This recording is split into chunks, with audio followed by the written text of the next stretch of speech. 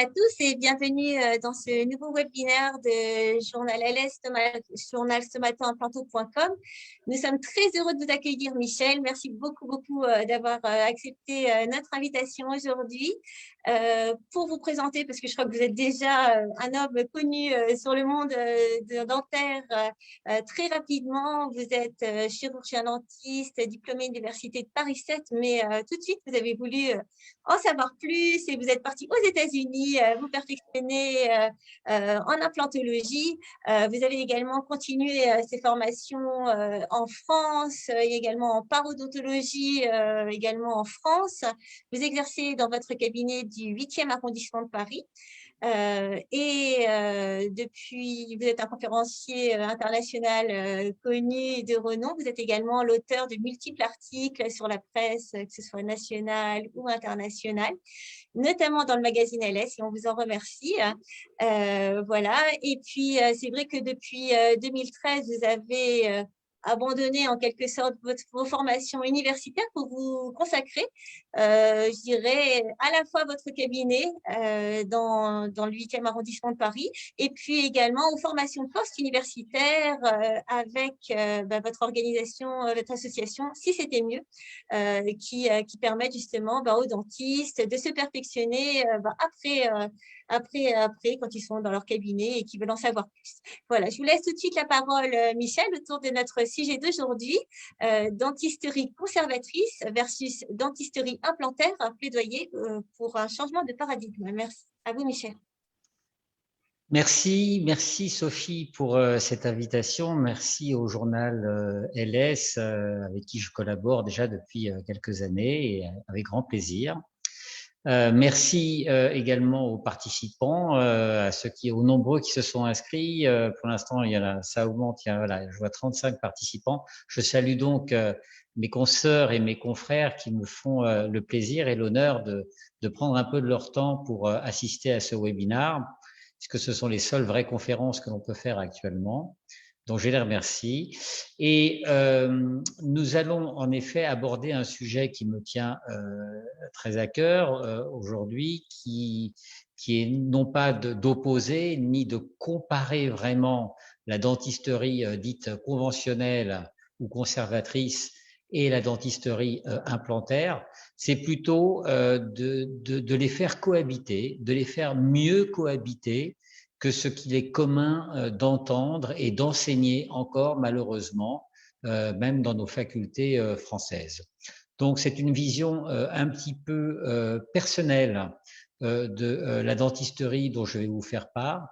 Vous avez dit en effet, Sophie, que j'ai quitté l'enseignement universitaire depuis quelque temps, depuis 2014 exactement, et que j'ai lancé ma propre société de formation qui s'appelle Si c'était mieux, avec des gros projets d'ailleurs cette année. Si j'ai quitté cet enseignement universitaire, c'est parce que je ne me sentais plus vraiment en phase, et vous allez vite comprendre pourquoi, avec les choses qui sont enseignées et surtout la manière dont est fait cet enseignement au sein de nos facultés.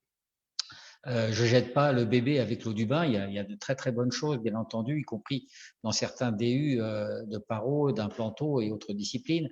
Mais disons que j'ai une vision très personnelle de la pratique dentaire aujourd'hui, que je n'essaye pas d'imposer, mais que j'essaye de défendre. Et c'est un petit aperçu de cette vision dont je vais vous faire part aujourd'hui à travers ce titre. Alors versus, je vous le dis, c'est pas par opposition, mais c'est plutôt en cohabitation.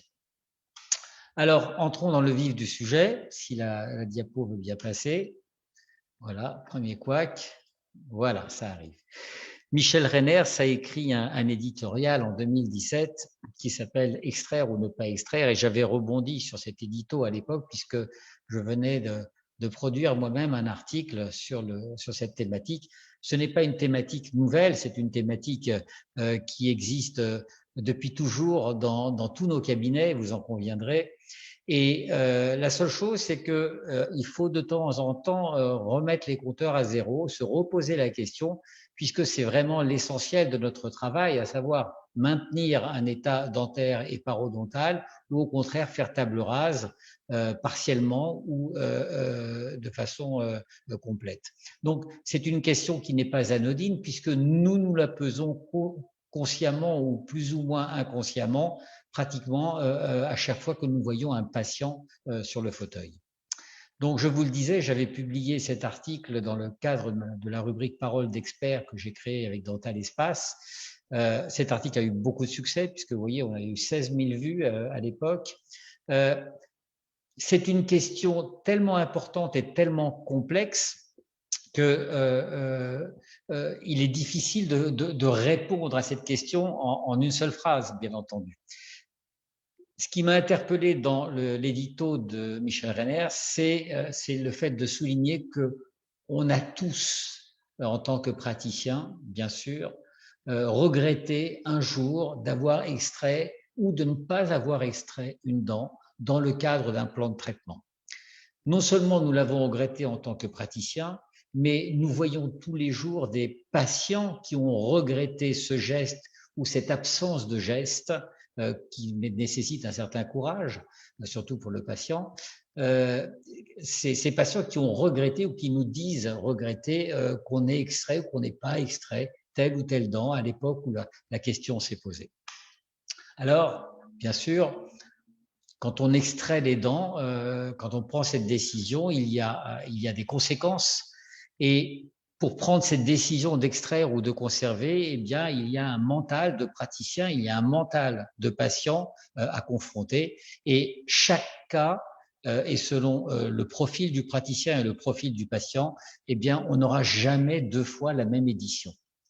Par exemple, nous voyons des personnes extrêmement talentueuses qui préfèrent faire table rase d'un contexte dento-parodontal déjà fortement compromis, comme ici, et qui font la publicité à juste titre de leurs très beaux travaux, de leur capacité à prendre en charge un traitement complexe comme celui-ci. Je reconnais que moi, si j'étais un patient et qu'on me disait tu vas passer de cette situation-là à celle-ci, eh bien, ça me donnerait plutôt envie, je dois le dire, et je serais très content de me débarrasser de cette bouche qui est forcément inesthétique et inconfortable si on me garantissait à l'avance que j'arriverais à ce résultat. Mais il y a également les praticiens qui ont opté pour un autre créneau en disant mais moi je suis capable de conserver des dents même extrêmement abîmées. Mais le paradoxe, en dehors du talent qu'il faut reconnaître à Philippe Bidot, parce que quand il dit je peux conserver à long terme même quand il faut extraire, on le croit et il le démontre dans ses conférences. Ce qui me chagrine un petit peu, ce qui me titille un petit peu, c'est cette phraséologie conserver à long terme, quand il faudrait extraire. Quand il faudrait extraire, ça veut dire que le conférencier admet lui-même que la meilleure chose pour le patient, ce serait d'extraire. Mais qu'en réalité, il est capable de maintenir en place sur l'arcade des dents très fortement compromises. Alors, moi, je me mets à la place du patient dans ce cas-là et je me dis, oui, on peut me maintenir, mais même le praticien lui-même, le conférencier, dit, il faudrait mieux extraire. Donc, à qui fait-on plaisir? Est-ce que c'est le praticien qui se fait plaisir en disant, voilà, avec cette technique, cette régénération, je vais arriver à vous maintenir la dent sur l'arcade? Ou est-ce qu'on fait plaisir au patient qui va dire d'accord, vous me maintenez la dent sur l'arcade, mais à quel prix? Pour combien de temps? Là, on parle de long terme.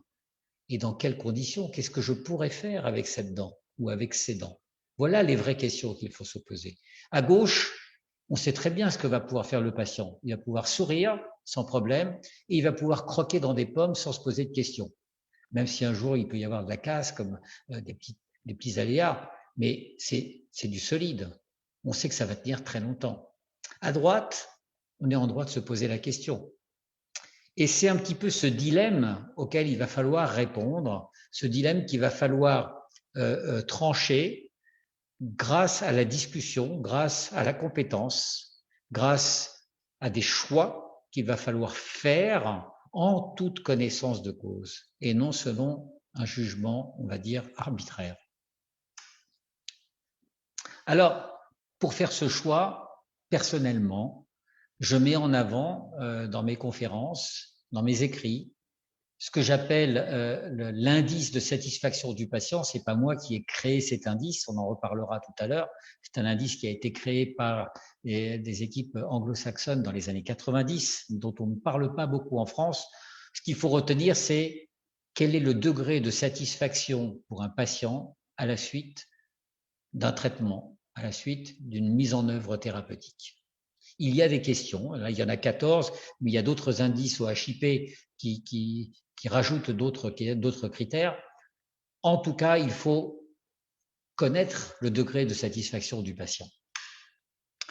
Et je suis plutôt de la tendance de certains praticiens, comme ma chère Carole Lecomte, qui elle-même vient sur ce terrain en disant « Est-ce que ce n'est pas plus le patient qui a son mot à dire que le praticien qui doit imposer une façon de faire parce qu'en ce moment, il est dans la mode des membranes, ou parce qu'en ce moment, il est dans le comblement, ou parce qu'en ce moment, il est dans les implants, et parce que hier, il était dans autre chose, etc. » Donc voilà, je pense que c'est le patient qu'il faut mettre en avant, comme le dit Carole Lecomte. Et je suis ravi de constater que de plus en plus de confrères et de consoeurs regardent l'implantologie avec un regard différent de celui qu'il portait il y a quelques années, puisque un sondage que j'avais lancé dans le groupe, un groupe de chirurgiens dentistes sur Facebook, a montré que l'implantologie a un droit de regard dans la mise en œuvre de nos traitements, pas seulement selon ses confrères en tout cas, et selon moi, mais je vous en parlerai plus personnellement, pas seulement quand on ne peut plus rien faire en termes de traitement conventionnel, mais à type d'alternative dans chaque cas de figure. Se poser la question de est-ce qu'un traitement implantaire est plus pertinent ou pas dans tel et tel cas de figure. Alors concrètement, qu'est-ce qui doit nous guider? Eh bien, c'est d'abord notre relation avec le patient, ce que j'appelle la trilogie relationnelle. Le premier point de cette trilogie, comme je vous l'ai dit, c'est rechercher la meilleure satisfaction possible du patient, anticiper cette satisfaction par le traitement que l'on va mettre en place. Ça, c'est le but, c'est le goal, c'est l'objectif primordial. Le deuxième aspect de cette trilogie, c'est la compétence. La compétence, c'est quoi? C'est pas forcément savoir tout faire. Il y a des médecins qui sont compétents et qui ne savent pas tout faire, mais qui savent bien orienter, qui savent faire certains actes, qui savent poser des diagnostics, et quand ça les dépasse, parce que ce n'est plus leur spécialité, qui savent à qui adresser, à qui demander, vers qui orienter le patient pour affiner le diagnostic et proposer une thérapeutique adéquate, pertinente. Cette autorité du praticien, elle sera reconnue par le patient, pas seulement quand le praticien est capable de tout faire, et personne n'est capable de tout faire aujourd'hui, tant en médecine qu'en dentisterie, mais déjà de bien conseiller, de bien parler, après avoir posé un bon diagnostic, eh bien cette autorité, elle sera reconnue par le patient. En revanche, si le praticien essaye aujourd'hui d'imposer une autorité, une décision thérapeutique, alors que le patient ne lui reconnaît pas cette compétence, eh bien, on n'ira pas au bout de ce traitement. Et aujourd'hui, c'est encore plus difficile pour un praticien de prouver sa compétence. Parce qu'aujourd'hui, les patients, comme le dit Jacques Attali, ont d'autres moyens de savoir, de se renseigner sur ce qui est possible ou pas dans leur cas, même s'ils peuvent se tromper, parce que quand on va sur Internet, on trouve de tout à boire et à manger, mais ils peuvent se faire une idée. L'horizon du patient, l'horizon de consultation du patient est beaucoup plus large que celui qu'il avait avant, où la seule référence qu'il avait, c'était son médecin ou son dentiste traitant. Donc, il faut faire très attention à ce que l'on diagnostique, à ce que l'on préconise aux patients. Et il faut toujours avoir en tête que le patient, aujourd'hui, non seulement parfois pour des questions financières, mais aussi pour des questions d'appréciation, peut très vite changer de crèmerie en se disant « je n'ai pas confiance dans ce que m'a dit mon praticien, je pense qu'il me mène en bateau ou je pense qu'il ne me dit pas tout parce qu'il a certaines convictions, certains préjugés ». Il faut avoir conscience de cela.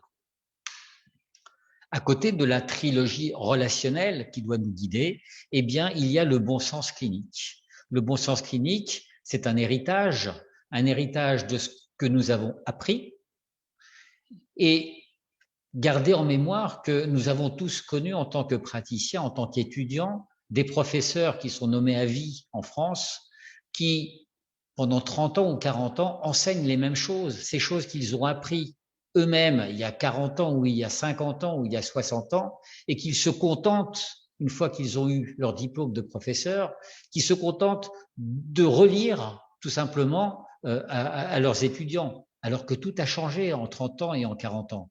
Donc, un professeur qui n'a pas lui-même évolué, qui n'a pas expérimenté d'autres choses que ce qu'il a appris lui-même, sera forcément, certes, un enseignant, un professeur, mais pas forcément un bon pédagogue à jour des connaissances que méritent ses étudiants. Ce que méritent les étudiants, c'est des connaissances qui relèvent de l'expérience.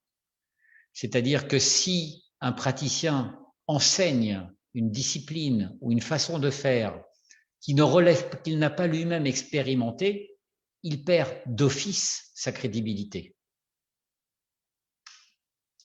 Notre bon sens clinique, c'est donc bien sûr de mettre en œuvre ce que nous avons appris, mais d'avoir un regard critique sur ce que nous avons appris il y a 10 ans, 15 ans, 20 ans, au regard de la formation post-universitaire qu'on a peut-être suivie, mais également au regard des résultats que nous obtenons dans notre exercice et que nous pouvons comparer avec ceux que nous rapportent certaines lectures, certaines vidéos, certaines relations, tout simplement.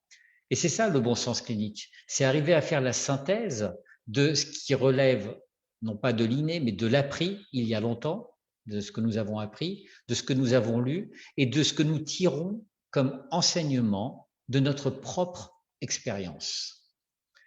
C'est comme ça, c'est à ce prix-là, je pense, que l'on peut favorablement évoluer dans notre exercice clinique.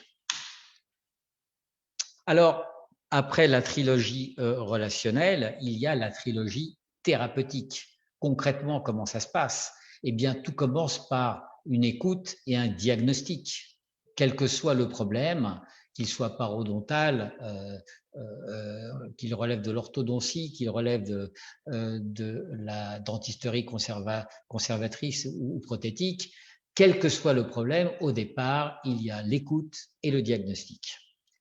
Une fois que ce diagnostic est fait, une fois que nous avons discuté avec le patient, il va falloir faire une synthèse un petit peu de tout cela. On connaît tout ça puisque vous, en tant que praticien, vous faites ça comme Monsieur Jourdain qui faisait de la prose sans le savoir. Donc, il va falloir synthétiser et surtout bien expliquer au patient le pourquoi et le comment de la mise en œuvre thérapeutique que vous allez réaliser. Et cette mise en œuvre, eh bien, nous avons intérêt en tant que thérapeute à ce qu'elle corresponde à ce que nous avons diagnostiqué, c'est-à-dire qu'il faut guérir, il faut apporter un soulagement, une réponse à la consultation motivée par le patient. Il faut qu'elle soit conforme à au devis et au plan de traitement que nous avons soumis au patient, que nous avons fait signer par obligation, d'accord? Et il faut, si possible, que ce soit pérenne, c'est-à-dire que si tout n'est pas construit selon les règles de l'art, avec un grand A, eh bien, on va pécher par manque de pérennité et on perdra le patient qui perdra sa confiance en nous. Alors, la décision d'extraire ou de conserver, elle est forcément difficile puisqu'elle est nécessairement multifactorielle.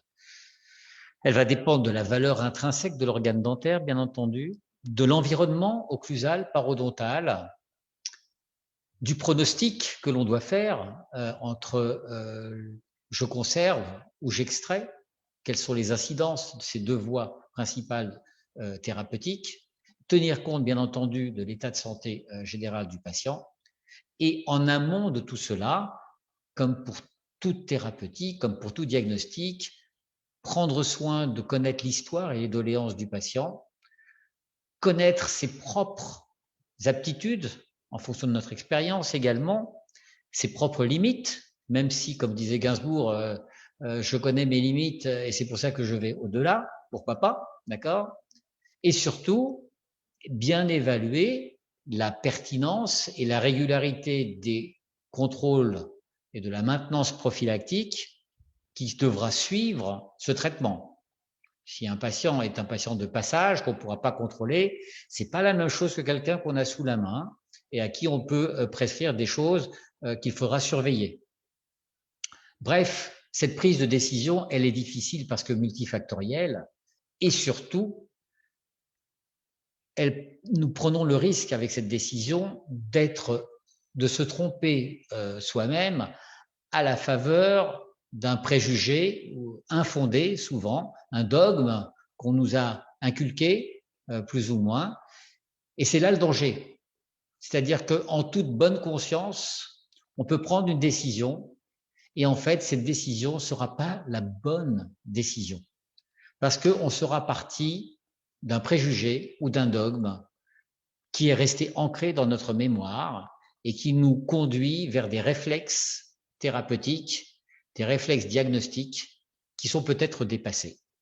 C'est ce que je dénonçais notamment dans un article que j'ai produit en 2019 dans le fil dentaire, où je me félicitais que beaucoup de parodontistes ont revu, ont changé leur fusil d'épaule quand ils ont enfin compris que l'implanto ne venait pas supplanter la paro ni la remplacer, mais venait en appui à la parodontie. C'était un élargissement de notre éventail, de notre arsenal thérapeutique, dont je me félicitais de cela.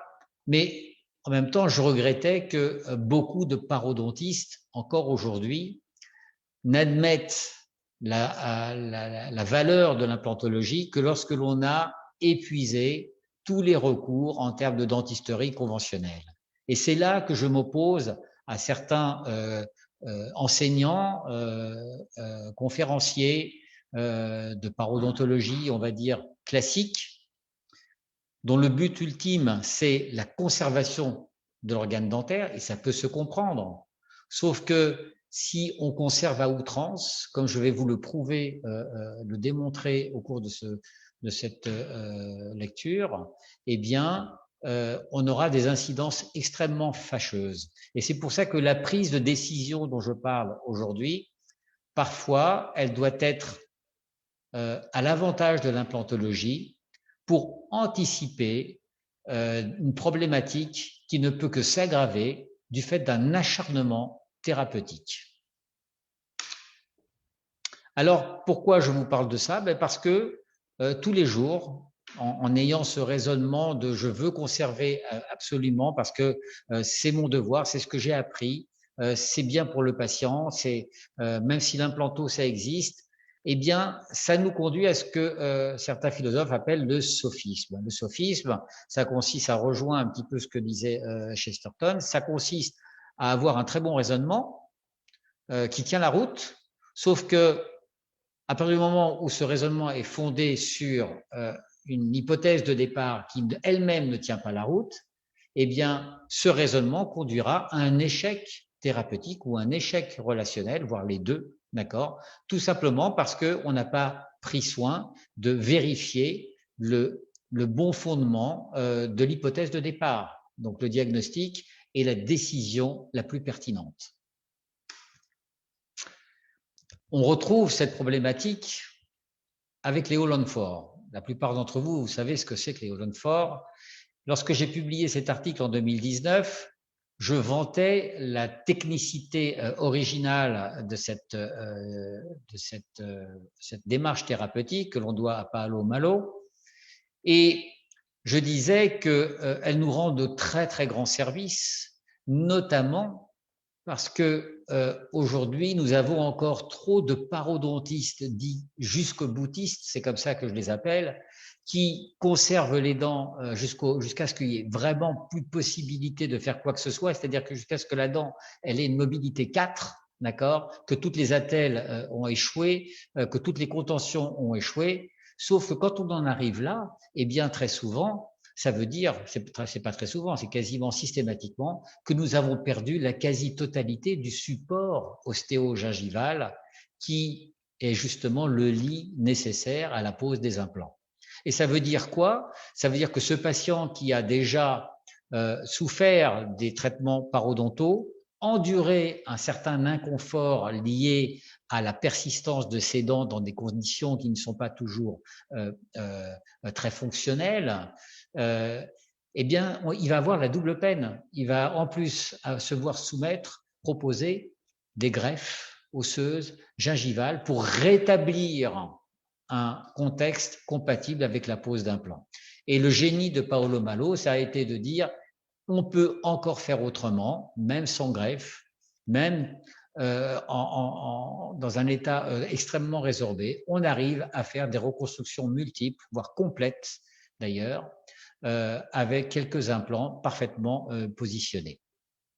Et donc aujourd'hui, ce qui m'inquiète dans ce que je constate au quotidien, peut-être pas vous, peut-être que vous aussi, ce qui m'inquiète, ce qui me chagrine, c'est de voir que nous avons des patients qui sont, on va dire, victimes non seulement de praticiens trop expéditifs qui ont extrait des dents trop hâtivement, sans chercher à les conserver, et ça c'est une faute également, mais on va retrouver le même type de victimes dû à l'acharnement thérapeutique de certains praticiens jusque-boutistes, et ces deux types de victimes auront donc le même profil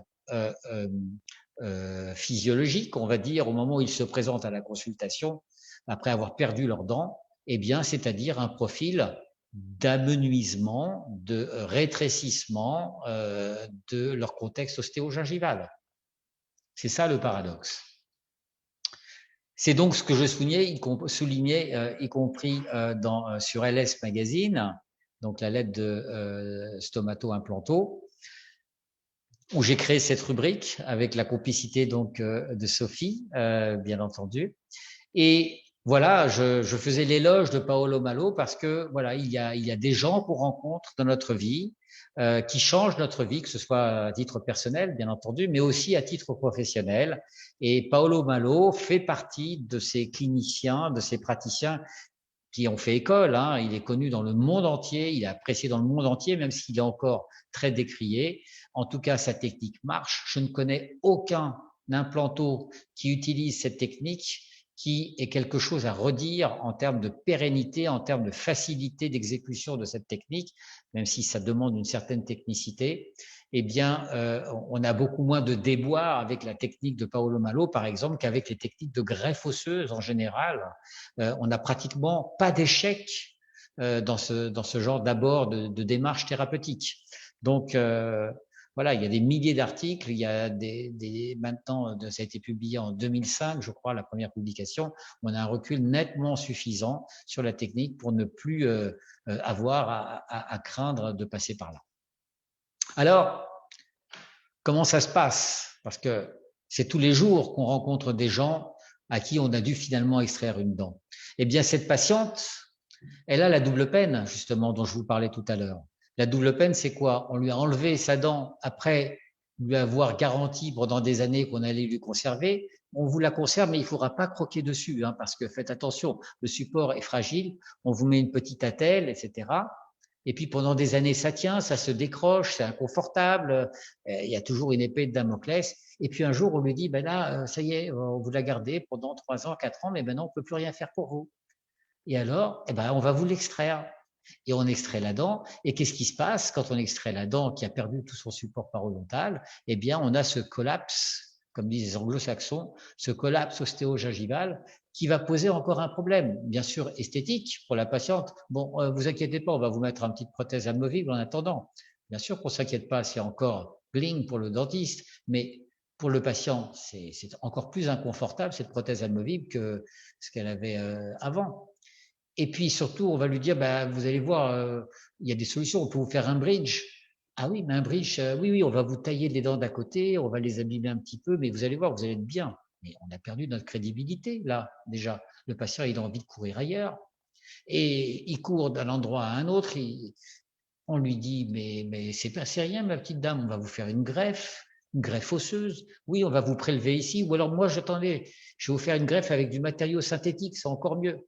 Et la patiente a dit, mais où vais-je? On me parle de greffe osseuse, on m'avait dit que maintenant elle tiendrait, mais elle ne sait plus à quel sein se vouer. Et elle arrive chez ce bon docteur Fogel à Paris en lui disant, voilà docteur, mais le docteur Fogel, il ne fait pas lui-même ce genre d'intervention. Par contre, il est compétent. Et il dit, voilà, madame, je vais vous adresser à 2 ou 3 praticiens qui vont vous dire leur façon de faire les choses. J'ai la chance de faire partie de ces praticiens. Et donc, quand elle vient me voir, elle me raconte son itinéraire, ses doléances, bien entendu. Et on lui dit, oui, madame, votre histoire, elle fait de la peine, mais maintenant, ce qui est important, c'est de voir comment on va résoudre cela. Et dans sa tête, à cette dame, eh ben, la façon de la résoudre, elle pense que ce serait ça l'idéal. C'est-à-dire qu'elle retrouve une dent sur laquelle elle peut manger normalement, qui soit esthétique, compatible avec le reste de sa bouche. Donc en gros, c'est un petit peu ça. Sauf que bien sûr, pour arriver à ça, eh bien, on va lui expliquer qu'il faut analyser, faire des radios, mettre en œuvre des techniques. Et il n'y en a pas qu'une technique, il y a plusieurs façons de résoudre un problème comme celui-ci. Et donc chaque praticien va lui indiquer comment arriver à ce résultat. J'ai eu la chance d'être le plus convaincant. À l'époque, j'ai fait une technique de Somers. Ça s'est très bien passé. On n'a pas fait de greffe osseuse. On a retrouvé un bombé gingival, etc. Aujourd'hui, je ferai peut-être différemment, mais tout le problème n'est pas là. Le problème est de pouvoir répondre à la patiente au moment où elle se présente à la consultation. En tout état de cause, rien n'est gagné d'avance et le parcours de cette patiente n'est pas anodin. En tout cas, il n'est pas anodin pour elle. Elle a souffert. Aujourd'hui, elle est contente, elle a trouvé sa solution. Mais je pense qu'il y a eu ici, avant d'en arriver là, il y a eu une attitude. Nous étions en 2002, les implants existaient déjà depuis plusieurs années, de nombreuses années. Il y a eu une attitude où jusque boutiste, comme je vous le disais tout à l'heure, ou négligente, ou expéditive, en tout cas, cette attitude a été fortement préjudiciable à cette patiente. Alors, évidemment, tous les patients ne se plaignent pas de leur capital ostéogingival et certains, même si c'est toujours un plaisir de voir des patients comme ça en consultation, ce ne sont pas vraiment les patients les plus intéressants pour nous en tant que thérapeutes. Ce qui nous intéresse plutôt, c'est ce profil-là, qui a fait beaucoup jaser sur Facebook à l'occasion d'un post que j'ai mis en ligne hier, mais bon, ça c'est un autre problème. Eh bien, ce poste, c'est quoi? C'est cette dame qui se présente à la consultation en 2003. En 2003, il y a donc 18 ans, avec un cahier de doléances, bien entendu. Et bien sûr qu'elle rêve de retrouver une belle bouche. Bien sûr qu'elle a une histoire et qu'on va écouter son histoire. Et les praticiens souvent disent mais c'est sûrement de sa faute, elle a été négligente. Il y en a même qui m'ont dit sur Facebook c'est une alcoolo, ça se voit tout de suite. De toute façon elle n'a pas une bonne hygiène, les dentistes ils font ce qu'ils peuvent, ou alors elle n'a pas d'argent, etc. Mais ça ce sont des préjugés parce qu'ils connaissent pas cette patiente. Moi je l'ai connue, je l'ai eue en consultation, j'ai pris la peine d'écouter son histoire. En plus, il n'y a rien de vrai dans tout ça. Il n'y a pas d'alcool, il n'y a pas d'histoire d'hygiène, il n'y a pas d'histoire. Elle a une vraie histoire médicale, cette dame. En plus, elle ne tombe pas du ciel, elle m'est adressée par ses enfants que je soigne depuis longtemps et qui ont confiance en moi. Et si elle vient me voir, c'est tout simplement parce qu'elle est déçue de son vécu thérapeutique. Si elle en est là, c'est parce qu'elle a fait des bridges, elle a fait de la paro, elle a fait des couronnes, elle a enduré des appareils qu'elle ne supporte plus. Bref, tout le panel de la dentisterie dite conservatrice. Et elle est au bout de sa vie. Elle est en dépression, elle ne sort plus de chez elle parce qu'elle ne supporte plus et elle en a marre d'écouter ces praticiens qui lui disent « Mais madame, vous imaginez bien, si vous avez perdu vos dents, vous allez perdre aussi vos implants. Parce que les gens qui ont des mauvaises gencives comme vous, eh ben, ils ne peuvent pas supporter les implants, ils ne prendront pas. Donc, il faut absolument que vous appreniez à supporter vos appareils. » Mais avec un tel discours, il y a de quoi tomber en dépression. Il y a de quoi tomber en dépression. Et là, j'en veux à mes consoeurs et à mes confrères qui ont ce discours. J'en veux pas à ceux qui ont des préjugés comme ça de loin, qui ont vu ce post sur Facebook et qui ont dit « ouais, c'est sûrement que ça ». C'est des réactions intempestives, parfois agressives d'ailleurs, comme je l'ai souligné. Mais j'en veux aux praticiens qui ont eu affaire à cette patiente et qui l'ont culpabilisée, en disant que eux ils faisaient ce qu'ils peuvent, mais que cet état-là, il fallait l'accepter et qu'on pourrait rien faire de mieux pour elle. Ces praticiens, c'est peut-être pas tout à fait leur faute. Ils ont peut-être eu un enseignement qui correspond à leur façon de concevoir leur exercice. Pourquoi est-ce que je dis ça? Eh bien, parce que j'ai connu ce professeur Harter. Harter était un praticien émérite qui était à la faculté de Paris 7, à la même faculté de moi. Je l'ai connu, ça n'a pas été mon professeur, j'ai jamais été son disciple, mais c'est un homme extrêmement respectable et qui était très respecté. Et le professeur Harter était donc ce qu'on appelait un ponte de la prothèse à Paris 7. Et j'ai été interpellé en 2009 lorsque certains consoeurs et confrères ont interviewé à la SOP en 2009, février 2009, ce professeur. J'ai été interpellé par ce qu'il disait. Il disait en 2009, un raisonnement prothétique qui n'intégrerait pas l'implantologie ne peut plus aujourd'hui être pris en considération. Et c'est pourquoi, c'est la raison pour laquelle il a décidé en 2009 de jeter toute son iconographie d'enseignant à la poubelle. Il reconnaissait en 2009 que cet enseignement qu'il prodiguait avec des bridges acrobatiques, des éléments en extension, qu'il faisait avec vraiment beaucoup d'expertise, de ce côté-là, on peut rien dire. Mais en 2009, il reconnaissait que cet enseignement n'avait plus lieu d'être. Alors je dis bravo de le reconnaître et bravo d'oser tirer un trait sur toute sa vie professionnelle en disant maintenant place aux jeunes, place à l'implanto.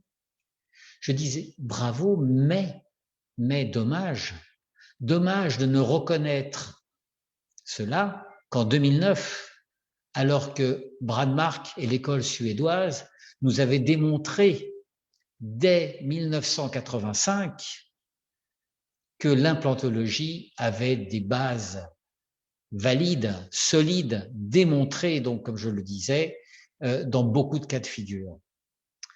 1985 à 2009, ça veut dire une quinzaine d'années pendant lesquelles ce professeur a dispensé son enseignement à 3, 4, 5 promotions de chirurgiens dentistes qui étaient ses étudiants, ses disciples. Et ces gens-là, ils sont restés sûrement avec l'idée que l'implantologie n'avait pas sa place dans l'exercice professionnel. Il avait demandé à mûrir avant d'avoir sa place.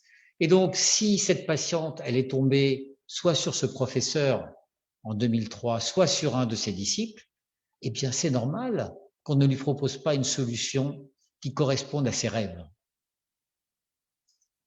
Parce que nous sommes en 2003 quand elle vient me voir, dépitée, déprimée. Nous sommes en 2003. Ce n'est qu'en 2009 que Harter reconnaîtra que l'implantologie est officiellement pour lui validée. Alors moi, en 2003, je sais ce qu'elle vient chercher. Elle vient chercher ce sourire-là. C'est ça qu'elle vient me demander.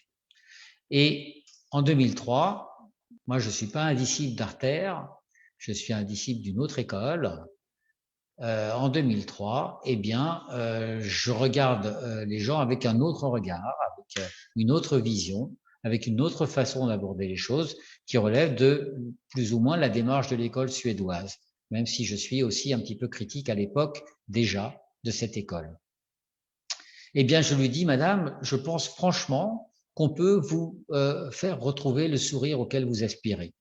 Alors, bien sûr que ça va occasionner un plan de traitement, un devis, qui auront eux-mêmes été précédés d'une étude et d'une information éclairée. Tout ça tombe sous le sens. Cela tombe sous le sens également que, en réalisant ce traitement à l'époque, en 2003, eh bien, ce n'était pas ce que je faisais de mieux, ce que je savais faire de mieux dans mon exercice. J'ai déjà fait des plus belles prothèses, des plus beaux plans de traitement que celui-ci, en 2003, d'accord? Mais ce plan de traitement a eu au moins le mérite de lui faire retrouver la confiance, le sourire et surtout d'être accepté par la patiente. Parce que nous sommes passés d'un état de détresse clinique à un état d'appréciation, pas seulement par le praticien, mais par la patiente. Et c'est ça la plus grande victoire. C'est pas la qualité de la prothèse, est-ce que c'est de la résine, de la céramique, est-ce qu'on a bien fait de faire ceci ou pas, est-ce qu'on a gardé ses dents ou est-ce qu'on les a enlevées. C'est un choix qu'il fallait faire. J'aurais pu les garder, j'aurais pu me contenter de mettre des implants sur les côtés, j'aurais pu tout enlever, même sans garder des dents ici. Je n'ai pas présenté qu'un seul plan de traitement à cette patiente. Je n'en ai présenté plusieurs. Mais j'ai tenu compte de son avis. Et nous sommes arrivés à un résultat qui était acceptable. Acceptable, ça veut dire quoi? Ça veut dire, en 2003, que nous avons tenu compte de la situation clinique initiale et nous avons tenu compte des paramètres que j'appelle des paramètres patient dépendants, à savoir la motivation à l'hygiène, les capacités financières pour financer un tel traitement, mais aussi les paramètres que j'appelle praticiens dépendants. Qu'est-ce que je sais faire? Qu'est-ce que je suis capable de faire? De qui vais-je m'entourer pour peut-être parachever ce traitement? Par exemple, moi, mon point faible, c'est l'endo. Ça fait au moins 30 ans que je n'ai pas fait d'endo. Je ne sais pas faire des endos. Ou je les fais tellement mal qu'il vaut mieux que je n'y touche pas. Eh bien, quand il faut faire des endos comme ici, des reprises de traitement, eh bien, je m'adresse à un endodontiste et je lui demande de coopérer dans ce plan de traitement. Les implants, je sais les faire. La prothèse, je sais la faire. Si le patient me fait confiance pour tout, je ferai tout le reste. La paro, je sais assainir, je sais faire des greffes, donc je le fais aussi. Quand il y a de l'ortho, j'adresse aussi, parce que je ne sais pas faire. En tout état de cause, voici le résultat que nous avons eu. Alors, comme je vous le disais, il y a les paramètres patient dépendants. On n'a pas toujours tout bon, hein. Je ne dis pas que je sais tout bien faire, je soigne mieux que tout le monde. J'ai eu une maladresse à l'époque, c'est que je n'ai pas assez insisté, je n'ai pas assez pris conscience que cette patiente, elle vivait en province et que je n'allais pas pouvoir la suivre très régulièrement. Et donc, je lui ai dit qu'il fallait se brosser les dents. On l'a accompagnée pendant tout le traitement, même pendant les contrôles post-prothétiques qui ont suivi immédiatement la pose des prothèses, en lui expliquant l'importance de l'hygiène. Mais il n'y a pas eu de recall. Il n'y a pas eu d'appel de notre part en disant n'oubliez pas l'hygiène, il faudrait qu'on vous voie, etc. Et bref, cette patiente, elle a un petit peu disparu. Et quand elle est réapparue quelques années plus tard, presque 10 ans, 9 ans plus tard, en 2012, eh bien, elle est apparue avec un sourire un petit peu moins joli que celui-ci, puisqu'il était amputé de certaines dents.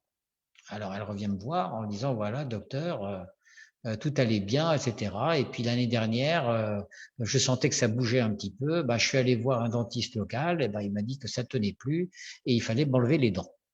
Alors, la première chose que je remarque, c'est que, d'abord, tous les implants ont bien tenu, et que le maillon faible qu'on avait conservé, parce qu'à l'époque, on pensait qu'on pouvait le faire, ça a été les dents. Ça, c'est la première chose que je remarque. Et la deuxième chose que je remarque, c'est que, eh bien, cette patiente, elle est quand même revenue me voir. Ça veut dire qu'elle n'avait pas perdu confiance en moi parce qu'elle avait perdu ses dents. Et elle revient me voir pour me dire, mais maintenant, qu'est-ce qu'on peut faire? Parce que le praticien qui lui a extrait les dents lui dit, ben voyez, vous avez eu un plan de traitement, mais le dentiste, il a sûrement mal soigné vos dents puisque les dents, elles ont pas tenu. Bon, peut-être que j'avais mal soigné, je crois pas, d'accord? Mais peut-être aussi que la façon de présenter les choses n'est pas tout à fait adéquate. En tout état de cause, la patiente n'a pas voulu rester entre les mains de ce dentiste qu'elle avait consulté en urgence. Elle a préféré refaire le voyage vers Paris en me disant, voilà, qu'est-ce que vous me proposez maintenant? Eh bien, cette patiente qui était âgée déjà à l'époque de son premier traitement, elle est encore plus âgée. Je lui dis, écoutez, c'est pas grave, c'est préjudiciable, bien sûr, c'est dommageable, mais ce n'est pas grave. Vous n'allez pas être obligé de repasser par des chirurgies, etc. Il vous nous reste suffisamment d'implants pour tout simplement vous refaire une prothèse en quelques séances qui sera tout à fait satisfaisante et qui tiendra que sur les implants. Quand elle revient, c'est donc en octobre 2012 et en novembre 2012, avec la complicité de Jean-François Barret, eh bien, elle a une nouvelle prothèse maxillaire entièrement implantoportée et celle-ci en zircone céramique puisque les choses ont évolué en quelques années, d'accord? Et la patiente repart tout à fait tranquille avec cette prothèse. Et moi, je suis très content. Alors, vous me direz, mais pourquoi est-ce qu'on ne lui a pas fait ça tout de suite? Elle me l'a dit aussi. En effet, on aurait pu lui faire sans les dents. Mais tout simplement parce qu'à l'époque, j'étais implanto et praticien, omnipraticien, et que bien sûr, ça me faisait de la peine d'aller extraire des dents qui étaient parfaitement saines et que j'estimais qu'on pouvait les garder. Et cette patiente, elle était en phase avec moi d'ailleurs à l'époque, même si je savais que cette prothèse n'avait pas besoin de ses dents naturelles pour tenir. Je ne pouvais pas me résoudre à me débarrasser de certaines dents valides pour, pour anticiper la situation qui allait se produire 8 ans ou 9 ans plus tard. Donc, ce n'était pas une erreur d'appréciation, mais c'est un constat que je fais aujourd'hui. Dans la plupart des cas, et vous le verrez dans d'autres cas, où il y a des dents et des implants, ben, ce sont souvent les dents qui finissent par lâcher bien avant les implants. Alors, des histoires comme ça, il y en a beaucoup. Je vous en ai sélectionné quelques-unes qui sont flagrantes et intéressantes sur le plan pédagogique. C'est ça l'intérêt de l'histoire. Ce patient ici est un ami de mon confrère Gérard Fitoussi, qui est un de mes associés. Il a une vie tumultueuse et un jour il se dit « Allez, stop, je veux m'occuper de ma bouche ». Donc, il y a beaucoup de choses à envisager. Gérard Fitoussi me dit « Qu'est-ce que tu peux faire sur le plan implant ici ?» Eh bien, bien sûr, je lui dis « On ne va pas garder ces dents déjà très délabrées. Ces dents-là délabrées, ces dents délabrées, on va mettre des implants à droite et à gauche. Et je pense que on ne va lui garder que les dents les plus solides. Très bien, donc je lui propose un plan de traitement bilatéral à droite et à gauche, comportant des implants, et à côté desquels il pourra faire éventuellement des couronnes sur dents naturelles. Ça, c'était en 98. Gérard Fitoussi m'a écouté à moitié, puisqu'il m'a accordé la possibilité de mettre 3 implants ici. Et il m'a dit, côté droit, laisse tomber, j'en ai discuté avec le patient, la canine et les prémolaires sont très solides, et puis la dent de sagesse au fond, elle tient bien la route aussi, donc on va faire un bridge. Et ça ira plus vite et ce sera moins coûteux, et le patient et moi, nous sommes d'accord. J'ai dit, non, bien sûr, si vous êtes d'accord, il n'y a aucun problème. Donc, en 2000, c'est-à-dire 2 ans après la première consultation, le patient se retrouve avec une bouche bien traitée, dont il est content du résultat, et il y a de quoi, et tout le monde est content. Qu'est-ce qui se passe? 2007, 7 ans plus tard, le patient revient en catastrophe avec un abcès monstrueux en haut à droite. Diagnostic, il n'y a pas besoin d'être un spécialiste pour faire ce diagnostic, fracture de fatigue d'un des piliers du bridge. D'accord? Bon, qu'est-ce qu'il faut faire? Eh ben, il va falloir revoir ce bridge. Et là, sûrement pas refaire un bridge sur les 3 dents initiales, mais sûrement envisager cette fois-ci des implants. Et là, le patient ne se fait pas prier, mon confrère Fitoussi non plus, et tout le monde accepte qu'on mette en place des implants. Concrètement, en urgence, un bridge provisoire pour assurer l'esthétique au patient.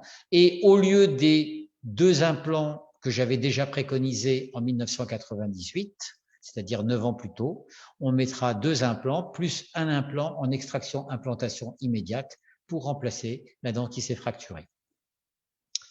Voilà, au final, on retrouve une réhabilitation esthético-fonctionnelle très valable qu'on aurait pu avoir dès 2000 si les choses s'étaient passées comme je l'avais préconisé. Je ne jette pas la pierre, je constate. Ce que je constate également, ce qui est important de constater, c'est quoi? C'est que quelques années plus tard, presque 12 ans plus tard, d'accord, eh bien, l'histoire du patient continue, il mastique, il vit tous les jours, eh bien, les implants sont toujours là, et ce qui a lâché, c'est encore une dent qui était en excellent état il y a quelques années, ici, et très bien traitée, ici, en bas à gauche, secteur 3, et puis, très récemment, en 2019, une autre dent, en bas à droite, une autre molaire qui a lâché. Et là, le patient, comme vous pouvez le constater, n'a pas demandé à son praticien de faire des bridges. Il a dit direct, solution implantaire.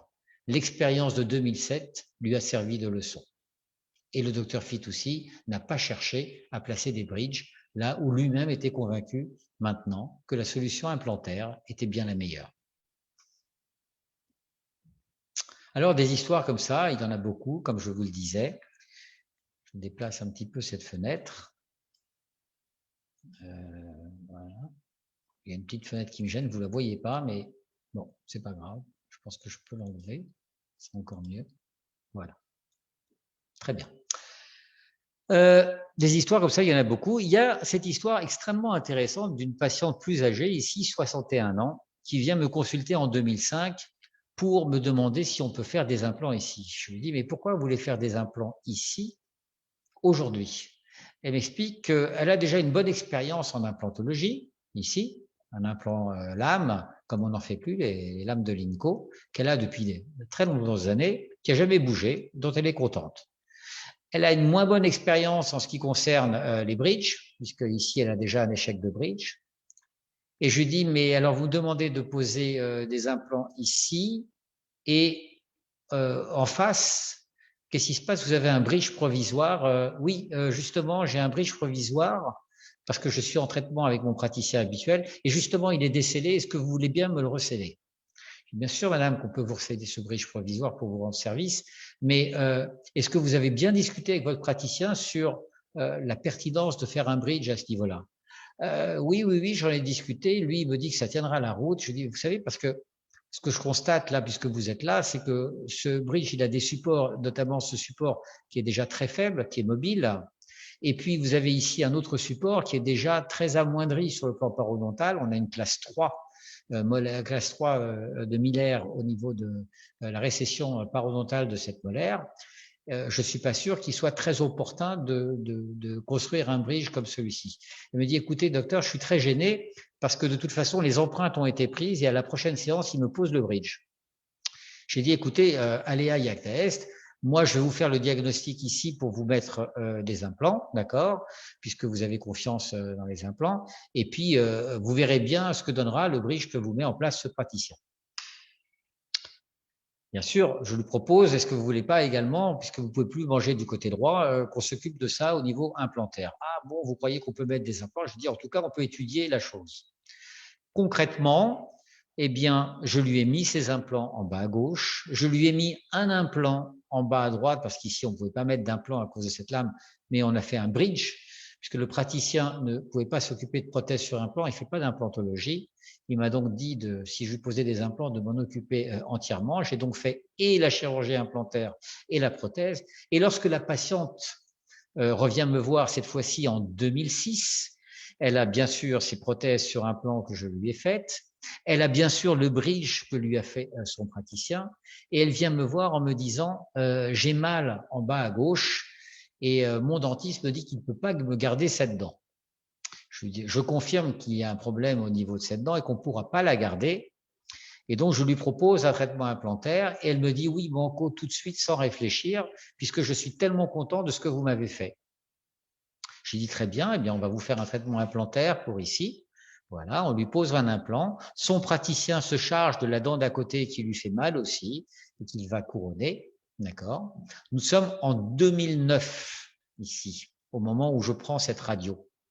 Nous sommes en 2009 et la patiente me dit, écoutez, en bas, c'est très bien les implants, mais je dois vous dire que ce que vous m'aviez dit à l'époque, en 2005, eh bien, c'est arrivé. Je me sens pas bien du tout avec ce que m'a fait mon praticien en haut. Il y a toujours des choses qui se coincent. J'ai toujours des douleurs dès que je mange sur le bridge. J'ai l'impression que ça bouge un petit peu. Et mon praticien me dit que ce sont des fausses idées que je me fais. Ça va passer. Il me prescrit des bains de bouche. De temps en temps, il me donne des antibiotiques, mais je sens bien que c'est pas ça. Eh bien, écoutez, au final, son praticien était sur le point de prendre sa retraite. Elle me dit, voilà, j'ai plus confiance. On termine le traitement en bas et puis surtout, je voudrais que vous me récupériez les dents du haut parce que, en tout cas, que vous fassiez un traitement parce que je suis très confortable avec les dents du bas sur les implants, mais en haut, ça va pas du tout. Donc, elle me donne carte blanche pour faire un diagnostic, une étude, et lui proposer un plan de traitement qui tiendra la route et qui lui donnera le meilleur confort possible en haut, comme elle l'a obtenu en bas. Je fais cette étude et nous arrivons à ce compromis thérapeutique qui consiste à garder des dents support, à rajouter des implants latéraux là où où les dents ont un mauvais pronostic ou sont déjà déficitaires, bien entendu. Et puis, voici le résultat de ce traitement implanto-dentoprothétique réalisé avec la complicité d'Éric Loyot du laboratoire LEPS, d'accord. Et comme vous le voyez, la cerise sur le gâteau, c'est quand elle m'a demandé de lui faire des facettes ou des couronnes, des facettes 3/4 ici, pour bien compenser la disharmonie et puis l'inesthétique de ses dents du bas. En 2 séances, elle me dit, tout ce que vous m'avez fait, c'est tellement bien. J'étais réticente parce que ces dents-là, c'était un peu les seules qui étaient assez solides. Je voulais pas qu'on y touche, mais maintenant, je veux harmoniser l'esthétique. Donc, soyez gentils, faites-moi également l'esthétique. Et donc, la cerise sur le gâteau, c'est qu'on a terminé avec cette réhabilitation au niveau du groupe incisivo-canin maxillaire, qui était cette fois-ci de sa propre demande, encore une fois. Alors, bien entendu, plus on aura pris des précautions entre ce que veut le patient, ce qu'il aimerait, ce dont il a besoin et ce que nous savons ou pouvons lui proposer, eh bien, il y a un risque de tomber sur un traitement qui va occasionner un conflit ou au contraire une réjouissance du patient qui va devenir lui-même demandeur d'autres soins. Et plus on aura passé de temps à étudier les doléances, à faire l'étude et à donner une information éclairée du patient, ce temps, ce n'est pas du temps perdu, plus on aura consacré de temps à cela et plus, eh bien, on sera gratifié ensuite non seulement du résultat, mais par l'enthousiasme du patient. Maintenant, je vais aborder un sujet qui fâche, que j'ai esquissé au début de cette présentation, qui est le conflit entre les parodontistes puristes, que j'appelle moi de la vieille école. Je reconnais que c'est une terminologie un petit peu simpliste, mais pour moi, ce sont les parodontistes, comme je vous l'ai dit tout à l'heure, qui sont jusqu'au boutistes, qui sont convaincus de leur mission, qui est de sauver les dents coûte que coûte, et de ne venir à l'implantologie que quand on peut absolument plus rien faire. D'accord? Donc, je suis en guerre contre cette école de parodontistes, et personnellement, je suis plutôt de l'école Genon-Romagna, qui sont mes formateurs en implanto, et avec lesquels j'ai eu une complicité pendant de nombreuses années, dans les années 90, sur justement la complicité thérapeutique qui doit exister entre le traitement parodontal et le complément implantaire qui peut venir en soutien à ce traitement parodontal. Le temps nous a donné raison. Le temps nous a donné raison, et ce n'est pas juste moi qui l'énonce, c'est la littérature scientifique qui le dit aujourd'hui, en toute objectivité, avec des études à l'appui. Je vous en ai sélectionné 2 ici, mais il en existe plusieurs. La première étude, ici, qui nous raconte, c'est une étude italienne, qui est multicentrique, et qui nous raconte que, en fait, quand on fait un traitement parodontal, ce qui est le plus important, c'est pas ce que l'on met en œuvre dans ce traitement parodontal, et c'est ce que croyaient les praticiens en disant je vous mets en œuvre telle ou telle technique, tel ou tel système de régénération. C'est ce que j'ai cru aussi au début des années 90. J'étais comme ça. J'étais pas à 100% convaincu en implantologie. Je faisais de l'implantologie, mais j'avais une vision très parodontale, qui m'avait été enseignée notamment par mon ami, cet esprit parodontal m'avait été inculqué par mon ami Roland Zetoun.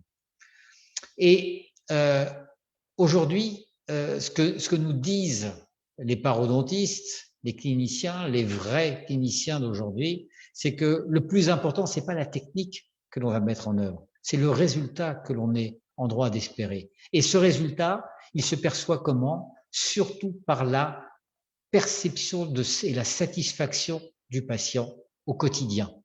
On rejoint l'indice OHIP dont je vous parlais tout à l'heure, de Spencer, cet indice qui est notre seule boussole pour dire si on a eu tort ou on a eu raison de faire tel ou tel traitement.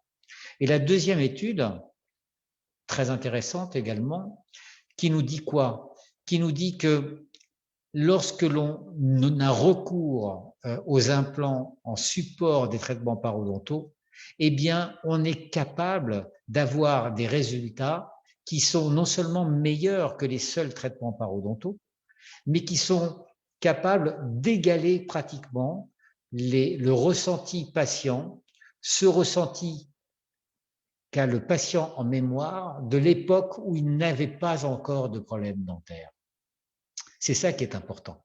C'est d'arriver à redonner le confort et la confiance au patient en combinant avec le meilleur dosage possible la maintenance parodontale et l'apport implantaire. Alors, illustration avec ce cas clinique, cette patiente qui vient me voir après avoir subi, bien sûr, moult traitements dits conservateurs, et après avoir subi moult échecs de ces traitements conservateurs, même si certains sont encore en sursis, cette patiente, elle n'est satisfaite ni de l'esthétique procurée par ces traitements conservateurs, ni du confort de plus en plus précaire de ces traitements conservateurs, puisqu'elle a fini par perdre des dents ici et qu'elle n'arrive même plus à mastiquer avec les dents antagonistes, et ne parlons pas du sourire. Donc, eh bien, j'ai expliqué à cette patiente qu'on allait changer de braquet, qu'on allait voir les choses différemment. Je lui ai expliqué la nécessité, premièrement, de rétablir non seulement une dimension verticale, mais un calage postérieur grâce à des restaurations implantaires, notamment en commençant par le côté le plus endommagé. Et elle a pu apprécier ce premier résultat au point d'être d'accord pour qu'on entame le même genre de thérapeutique de l'autre côté. Entre-temps, vous voyez que les choses ont continué à s'aggraver sur le plan conservatoire, puisqu'on a dû lui mettre une attelle au niveau du groupe incisivo-canin, alors qu'elle n'avait une attelle en haut qu'au maxillaire précédemment. À mesure que nous avançons dans la reconstruction des secteurs postérieurs, eh bien, la patiente sent monter son niveau de motivation et devient elle-même demandeuse de traitements qu'elle n'osait pas aborder, notamment en termes d'esthétique. Et moi-même, je l'avais encouragée à me tester d'abord sur la les conséquences des traitements nouveaux que je vais lui imposer, que je vais lui faire subir, avant de lui proposer un traitement esthétique. On aurait pu commencer par là aussi, mais on aurait eu un risque thérapeutique d'échec, bien entendu, si on n'avait pas les calages postérieurs. Donc, on part sur des reconstructions classiques, en passant par tout ce que vous connaissez en dentisterie conservatrice, bien entendu. Je n'ai rien inventé à ce niveau-là. Mais le fait est que nous aboutissons, vous voyez, quelques années plus tard quand même, puisque beaucoup de choses se sont passées entre-temps, à une réhabilitation esthético-fonctionnelle qui tient la route, qui satisfait la patiente. Et comme pour le cas précédent, qu'est-ce qui va se passer? Eh bien, c'est cette patiente qui va être demandeuse de la cerise sur le gâteau en me disant, voilà, tout est bien, parfait, j'arrive à manger. Ben maintenant, j'ai encore un point faible, c'est la telle de contention ici. Je sens bien que tout ça ne tient pas la route. J'ai un tel confort, un tel gain en termes d'esthétique sur le reste de mon architecture dento-gingivale, eh bien que je veux finir ici en beauté avec des restaurations incisives. Et après, donc, cette motivation croissante, eh bien, va nous faire nous occuper très, très vite de ce groupe incisivo-canin. Après, voilà, c'est du très, très classique, en mêlant par la force des choses un traitement provisoire qui va nous faire éliminer progressivement les dents qu'on ne pourra pas conserver les dents que j'estime pouvoir garder sans que ce soit une épée de Damoclès au-dessus de la tête de la patiente, et puis en ajoutant un traitement implantaire qui garantira non seulement le confort, mais la pérennité de notre traitement. Voilà donc le schéma thérapeutique que nous avons instauré et le résultat auquel nous sommes arrivés, bien entendu. Voilà. Après, bien entendu, rien n'est fini. Il ne faut pas oublier de rappeler, de faire des recalls et de rappeler à cette patiente que la maintenance a un rôle à jouer très important, non seulement la prophylaxie personnelle, mais la maintenance professionnelle pour garantir une certaine pérennité à tout cela. Je vous ai raconté trois histoires dissemblables, mais qui se ressemblent en même temps. Et dans les trois histoires que je viens de vous conter, on a mis en œuvre des techniques différentes, des stratégies thérapeutiques différentes, mais qui ont fait appel aux techniques implantaires pour venir justement au secours des techniques conventionnelles. Comme je vous le disais, il ne s'agit pas simplement de poser un diagnostic et de se mettre d'accord avec le patient, il faut tenir l'objectif. Avec ces trois patientes, nous avons tenu notre objectif et ça se voit pas seulement dans le sourire de ces patientes, ça se voit surtout, regardez, dans la petite étincelle qu'il y a dans le regard de ces patientes, qui sont toutes en maintenance, sauf une qui est décédée pour d'autres raisons. Alors, pourquoi je vous parle de tout ça? Parce que cette question d'extraire ou de conserver, elle se pose toujours, depuis toujours, comme je vous le disais. Et comme nous sommes formatés, comme je vous le disais, par notre enseignement, eh bien, il faut que notre expérience arrive à contrecarrer ce format, à essayer d'aller vers l'audace clinique pour anticiper tout ce qui pourrait arriver plus tard, au-delà de notre temps thérapeutique. En 1999, j'étais le correspondant paro-implanto du docteur Delesty, qui m'adresse ce patient en me disant, voilà, ce patient, on va lui faire la réhabilitation de son secteur 1, il y a le docteur Truc qui va faire l'endo, et toi, je voudrais que tu fasses un assainissement parodontal, et moi, je ferai la prothèse. Très bien, voici les radios. Eh bien, je dis au docteur Delesty, bien sûr que je peux faire un assainissement paro, mais de ce que je vois, c'est un patient qui a déjà plusieurs compromis thérapeutiques. Regardez ici un bridge en extension, ici un bridge classique, ici quelque chose qui est encore provisoire. Des compromis, soit dit au passage, que tous les praticiens de France et de Navarre considèrent comme normaux, acceptables. Pourquoi? Parce que ce sont des compromis qui font partie de leur enseignement universitaire. Donc, ils ont gravé ça dans le marbre et dans la tête, d'accord? Mais moi, je n'accepte pas ces compromis. Et j'estime que ça, aujourd'hui, c'est inacceptable si on a un choix thérapeutique plus avantageux que l'on peut proposer au patient et que ce patient l'accepte. Donc, quand elle me dit cela, je dis, est-ce qu'on va rajouter un autre compromis thérapeutique à ce patient? Alors que si on fait une étude 3D, c'est un scanner à l'époque, un dentascan de Norbert Belaïch, eh bien, on s'aperçoit non seulement du très faible ancrage résiduel de ces molaires, qui tiennent bien parce qu'elles sont ou quadriradiculées, mais qui ont perdu beaucoup de leur ancrage osseux, tant au niveau de la 16 que de la 17. Mais je me dis également qu'on pourrait remplacer avantageusement ces deux dents par deux implants bien solides, 6 par 10, c'est de très beaux implants. Et je pense et je convainc le docteur Delesty et le patient que ces implants auront une meilleure pérennité que le compromis thérapeutique, le troisième compromis thérapeutique que l'on proposait initialement. Je réussis à convaincre le patient et ma consoeur de faire ce traitement et le patient est ravi du résultat, il retrouve un confort, tout le monde est content dans cette histoire.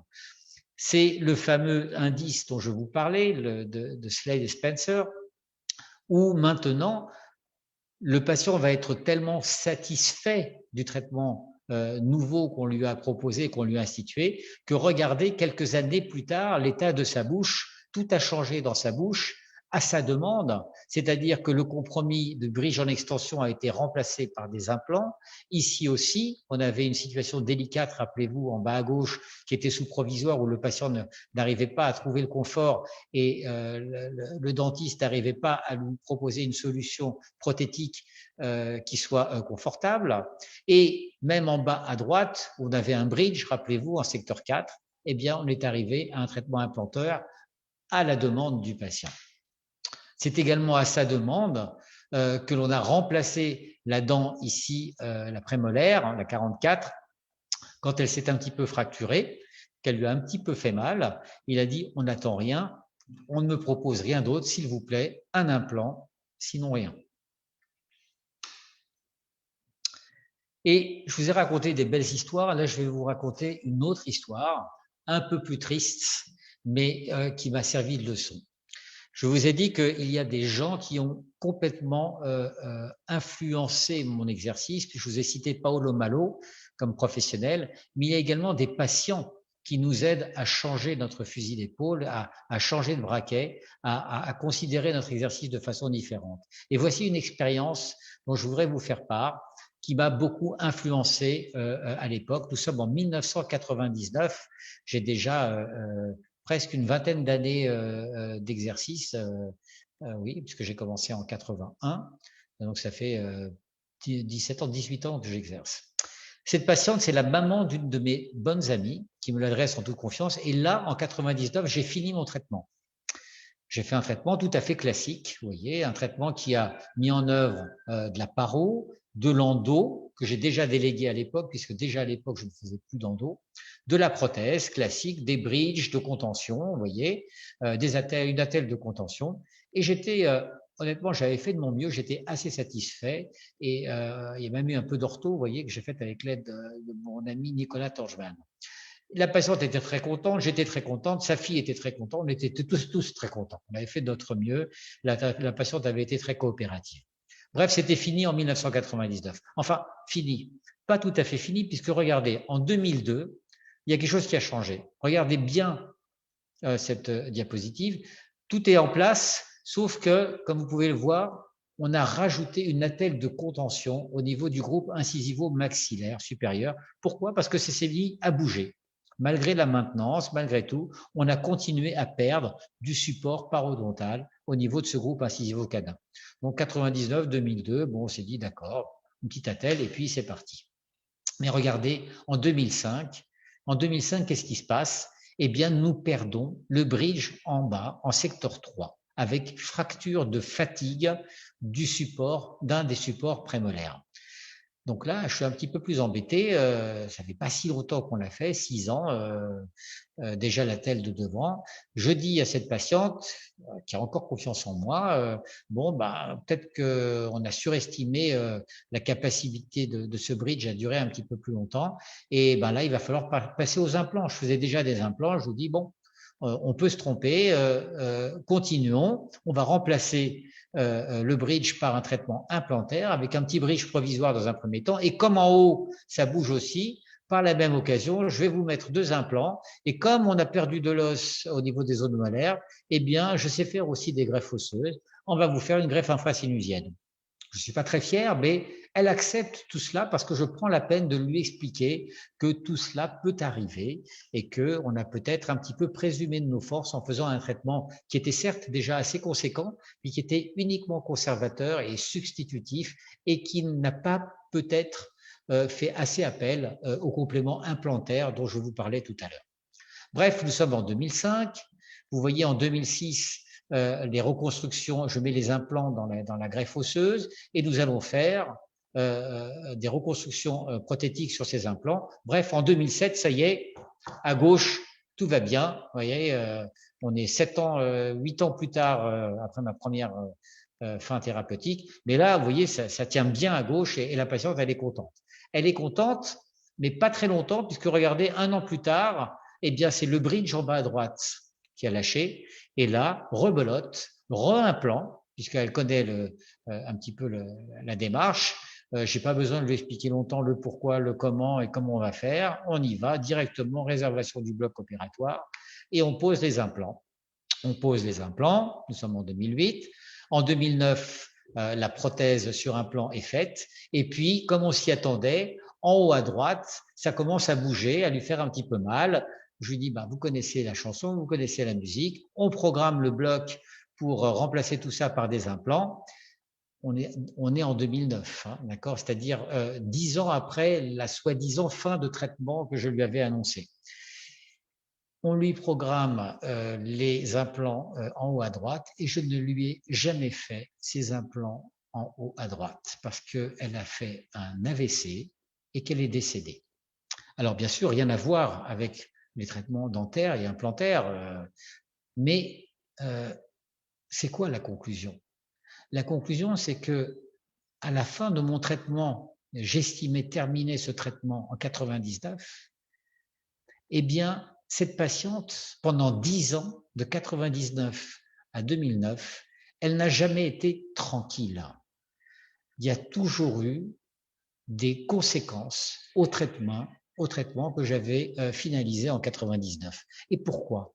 Mais tout simplement, quand on y réfléchit, pourquoi? Parce que les gens continuent à vivre, à manger, les tissus continuent à vieillir, nos défenses immunitaires diminuent, l'hygiène devient moins performante avec le temps et il y a le phénomène de fatigue mécanique que je vous ai illustré tout à l'heure avec le cas du docteur Fitoussi, d'accord? Eh bien, tout cela contribue, bien entendu, à vouer à l'échec à plus ou moins long terme de ces traitements purement conservateurs. Voilà la leçon qu'il faut tirer de cette histoire. Cette triste histoire, mais c'est une histoire, comme il en existe beaucoup. Alors, ça veut dire quoi? Ça veut dire qu'il ne faut pas opposer dentisterie conservatrice et dentisterie implantaire. Dans les 2 cas, nous avons des succès et des échecs, bien entendu. Je ne dis pas que tous les traitements implantaires sont couronnés de succès. Dans les 2 cas, nous sommes capables de faire de très très belles choses ici, comme ce remplacement incisif sur une très jeune fille, d'accord? Enfin, une jeune femme plutôt. Mais dans les 2 cas, nous avons des échecs ou des problématiques qui se posent au niveau de la maintenance, tant au niveau des dents naturelles qu'au niveau des implants. Et dans les 2 cas, nous sommes capables, comme je l'ai fait ici, de secourir, de venir pallier à ces échecs si on les prend suffisamment tôt et d'arriver même avec des traitements relativement classiques à rattraper le coup en cas d'un échec qui n'est pas trop avéré. Donc, il ne s'agit pas d'opposer la dentisterie conservatrice et la dentisterie implantaire, il s'agit d'y recourir de façon la plus judicieuse possible, la plus pertinente, soit en combinant, soit en faisant que de l'implanto. Et c'est par là que je vais continuer pour vous dire que, bien entendu, non seulement je n'ai pas la prétention de soigner bien et mieux que tout le monde les gens qui se présentent à ma consultation, mais je fais des erreurs et j'ai fait beaucoup d'erreurs comme tout praticien, y compris les 45 praticiens qui me font encore le plaisir de persister dans cette conférence et de ne pas fermer leur écran. Je vous en remercie. Regardez ce cas-là. Ce cas-là, il date de pas mal d'années, des années 90, 80, 95. C'est un patient qui vient me voir avec une demande très spéciale. J'ai déjà perdu beaucoup de dents, docteur, d'accord, mais ce que je veux, c'est garder les autres qui me restent. Donc voilà, je supporte pas les appareils. De toute façon, je m'en fous de l'esthétique, etc. Mais je veux juste que vous m'aidiez à garder les autres. Je veux plus qu'on m'enlève des dents. Voilà sa demande. D'accord, monsieur? Très bien. Moi, on m'a appris, j'ai été à l'école et je sais faire de la paro, je sais garder les dents. D'accord? En plus, je sais faire des surfaçages, des curetages, etc. Vous allez voir, je fais ça très bien et sans douleur. D'accord? Et bon, peut-être qu'à l'époque, j'avais pas le même sens clinique qu'aujourd'hui. J'avais pas la même audace clinique qu'aujourd'hui. Et ça a été mon erreur. Pourquoi? Ben parce que j'ai répondu à ses doléances. Je lui ai fait de très beaux surfaçages, je lui ai appris à mieux maîtriser les techniques d'hygiène, je lui ai fait une attelle de contention pour contenir ses dents ici, j'ai fait les attelles de Genon et d'Abjan ici pour conserver ses molaires, tout ce que on m'avait appris à faire à l'école. Et j'étais très content. J'ai même montré tout ça dans des petites conférences qu'on faisait à l'époque entre nous, entre praticiens dans le DU d'implanto, en disant regardez ce que j'ai fait, c'est pas de l'implanto, mais c'est de la pure paro. Regardez, c'est pas mal. Et le patient, c'est vraiment ce qu'il m'avait demandé. Hein. J'étais très content. Oui, on est très content. C'est de la performance de praticien. Bien sûr qui correspondait à la demande du patient, mais après, qu'est-ce qu'on fait avec tout ça? On ne peut pas aller plus loin. Il n'y a pas d'autre demande du patient. Moi, j'ai fait ce qu'il me demandait, bien, le mieux possible. Mais la conséquence, c'est quoi? Eh ben, j'ai plus jamais revu ce patient. Parce qu'il s'est sûrement rendu compte de son erreur, de mes limites, et puis il a sûrement fini par perdre ses dents. Il voulait pas remplacer les autres. Je ne sais pas s'il a fini par faire des appareils complets, mais je ne l'ai pas guidé. Je ne l'ai pas poussé vers une direction de reconstruction et j'aurais dû le faire. C'est pour ça que je ne l'ai pas revu. Alors quand un patient, ces dernières années, se présente dans un état comme celui-ci et qu'il a une trentaine d'années, il a 30 ans, d'accord, ce patient, il a une histoire aussi. Il a une histoire. Et bien sûr, il a une radio, il a des doléances. Et je pourrais très bien lui dire, mais je sais faire de la paro, je sais faire des implants, je vais vous sortir de là. Il me dit, ça tombe bien, je viens vous voir pour ça. Et il va falloir arbitrer. Qu'est-ce que je vais extraire? Je vais mettre des implants, je vais assainir, par quoi je vais commencer, etc. Mais quel que soit le traitement qu'on va faire, il y a 3 grandes règles que nous apprend cette étude. La première règle, c'est quoi? C'est que lorsqu'on se lance dans un traitement chez des gens dont le support parodontal est déjà fortement compromis, si on a la pertinence de recourir à un traitement implantaire, eh bien, il faut savoir que en utilisant les implants, comme le disaient Genon et Romagna à l'époque, dans les années 90, eh bien, l'indice de satisfaction du patient sera forcément meilleur que si on ne fait que de la paro. Ça, c'est le premier point. Le deuxième point, c'est qu'il n'y a aucune influence du nombre d'implants, de l'âge des patients et du niveau d'instruction de ces patients pour garantir le meilleur score possible en termes d'OHIP. Ça, c'est une étude allemande qui nous l'apprend et elle ne tombe pas du ciel, elle a été extrêmement rigoureuse et je vous recommande la lecture de cet opus qui est paru en 2015. Et le troisième enseignement de cette étude, c'est quoi? C'est que non seulement en proposant des implants en complément ou à la place du traitement parodontal, on est bien intentionné, on est pertinent, mais en plus, on est en droit d'espérer un résultat qui sera nettement supérieur à celui de tout autre type de traitement prothétique. Ça, c'est de la littérature scientifique. C'est pas des dogmes, c'est pas des on dit, c'est pas des on m'a dit que.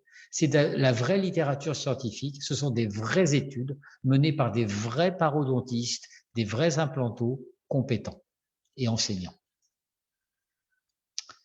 Une autre étude indienne, celle-ci, indo-pakistanaise plus exactement, multicentrique, qui a fait appel à plusieurs spécialistes, qui nous apprend quoi? Qui nous apprend qu'il n'existe aucun, mais absolument aucun moment décisif en termes d'opportunité d'extraire la dent. Il n'y a aucun critère déterminant, objectivement reproductible, pour décider qu'il vaut mieux traiter, conserver ou extraire et remplacer. Ça rejoint ce que je vous disais tout à l'heure, chaque cas est un cas particulier et à aucun moment on pourra se baser sur une étude pour dire c'est maintenant qu'il faut que il n'y a que le sens clinique.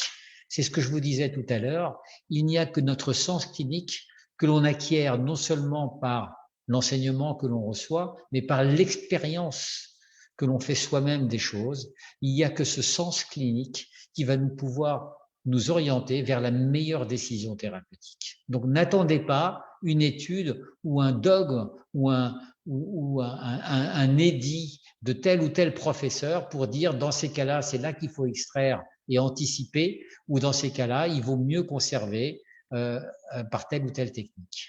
C'est votre sens clinique qui doit vous guider. Et c'est ce sens clinique qui va guider cette fois-ci le patient. Ce patient est un ami personnel que je ne soigne pas au moment où il vient me voir. Ça fait 4 ans qu'il est entre les mains, en lointaine banlieue parisienne, il est entre les mains d'un parodontiste, d'une équipe de parodontistes qui le voit très régulièrement, pratiquement tous les 3 semaines, en curetage, surfaçage, enseignement de l'hygiène. Sauf qu'au bout de 4 ans, on lui annonce « Ah bah oui, mais là, un problème, monsieur. En haut à gauche, le reste ça va, hein, mais en haut à gauche, on est au bout du bout. On ne peut plus rien pour vous, là il va falloir qu'on passe aux implants. » Ah, là, vous me décevez, il répond. Vous m'aviez dit qu'en faisant de la maintenance parodontale, on allait… Ah oui, mais nous on fait ce qu'on peut, hein. Là maintenant c'est vous, c'est votre terrain qui répond pas, hein, donc on peut rien faire. Ah oui, mais attendez, excusez-moi, mais si vous me parlez d'implants, alors que vous me disiez au départ, c'est pas les implants, c'est la paro, et que maintenant vous me dites les implants, je préfère changer de crèmerie. Et moi, j'ai un bon ami qui fait des implants, je vais aller voir quand même son avis. Et donc, il vient me voir et je lui confirme, après avoir vu son scanner à l'époque, que en effet, les supports ont tellement diminué qu'on ne pourra pas lui garder ses dents, secteur 2. Non seulement on ne peut pas lui garder ses dents, mais on ne peut pas mettre des implants partout, parce qu'on a trop attendu. Donc, je lui propose un traitement implantaire qui tient compte de sa profession, c'est un comédien professionnel, qui tient compte de son histoire, de ses impératifs, qui tient compte de mes impératifs cliniques. Bref, un traitement implantoprothétique qui passera par une extraction-implantation immédiate avec mise en esthétique immédiate le jour même de l'intervention, qui lui permet de garder le sourire, et un traitement quelques mois plus tard de finalisation prothétique avec l'aide précieuse de Jean-François Barret, parce que il y a aussi des histoires de rattrapage d'axes qu'il faut savoir et que savent bien faire certains praticiens, certains prothésistes spécialisés dans ce domaine. Vous voyez ici la situation d'émergence des implants et comment c'est rattrapé avec cette prothèse digitalisée. Voilà, c'était les seuls système Biomain et Reus Kulzer qui faisaient ça, mais il y en a d'autres maintenant. Bien sûr, on arrive à bien rattraper tous les axes implantaux avec d'autres techniques, mais à l'époque, ils n'étaient pas nombreux à faire ce genre de travail, qui plus est en full zircone céramique. Donc voilà les émergences qui ont été corrigées. Voilà la prothèse entièrement implantoportée qui a été réalisée sans aucune armature métallique. Et voici le résultat clinique. Voici. Voilà. Et ça, c'est quelque chose qui tient très bien la route, avec, bien sûr, une surveillance et une maintenance parodontale, bien entendu. Et je vous parlais d'indice de satisfaction du patient. Je vous parlais de motivation du patient. Ce patient qui m'a autorisé à publier sa photo parce que tellement il est content, eh bien, regardez sa motivation, comment elle va être décuplée. Ça, c'était en 2011, le traitement de ce secteur 2. Il est non seulement content de la façon dont ça s'est fait, il est content du résultat et du confort qu'il a obtenu, qu'il réalise que finalement, ailleurs dans sa bouche, il n'est pas si confortable que ça. Et c'est lui qui va me demander, alors que c'est encore plus ou moins pérenne, mais ce n'est pas confortable, c'est lui qui va me demander… Regardez, au fur et à mesure, on passe de 2011 à 2019, en l'espace de 8 ans, C'est lui qui va me dire, maintenant tu me fais sur ce secteur-là, maintenant c'est plutôt ce secteur-là où je me sens pas bien, etc. Il va me demander d'anticiper la problématique parodontale qu'il sent venir parce qu'il a un historique. Et c'est lui, avec son propre sens clinique, qui va guider cette fois-ci notre calendrier thérapeutique. Ce n'est plus moi qui vais lui imposer, c'est lui qui va me demander ça. Et regardez, on arrive à une bouche qui est à la fois dentée et implantée, mais qui est surtout extrêmement confortable pour lui. Et quand il vient au cabinet en maintenance, il vient avec la banane, il embrasse tout le monde, mes assistantes, il m'embrasse. Il vient plus avec appréhension, il vient pour de la maintenance.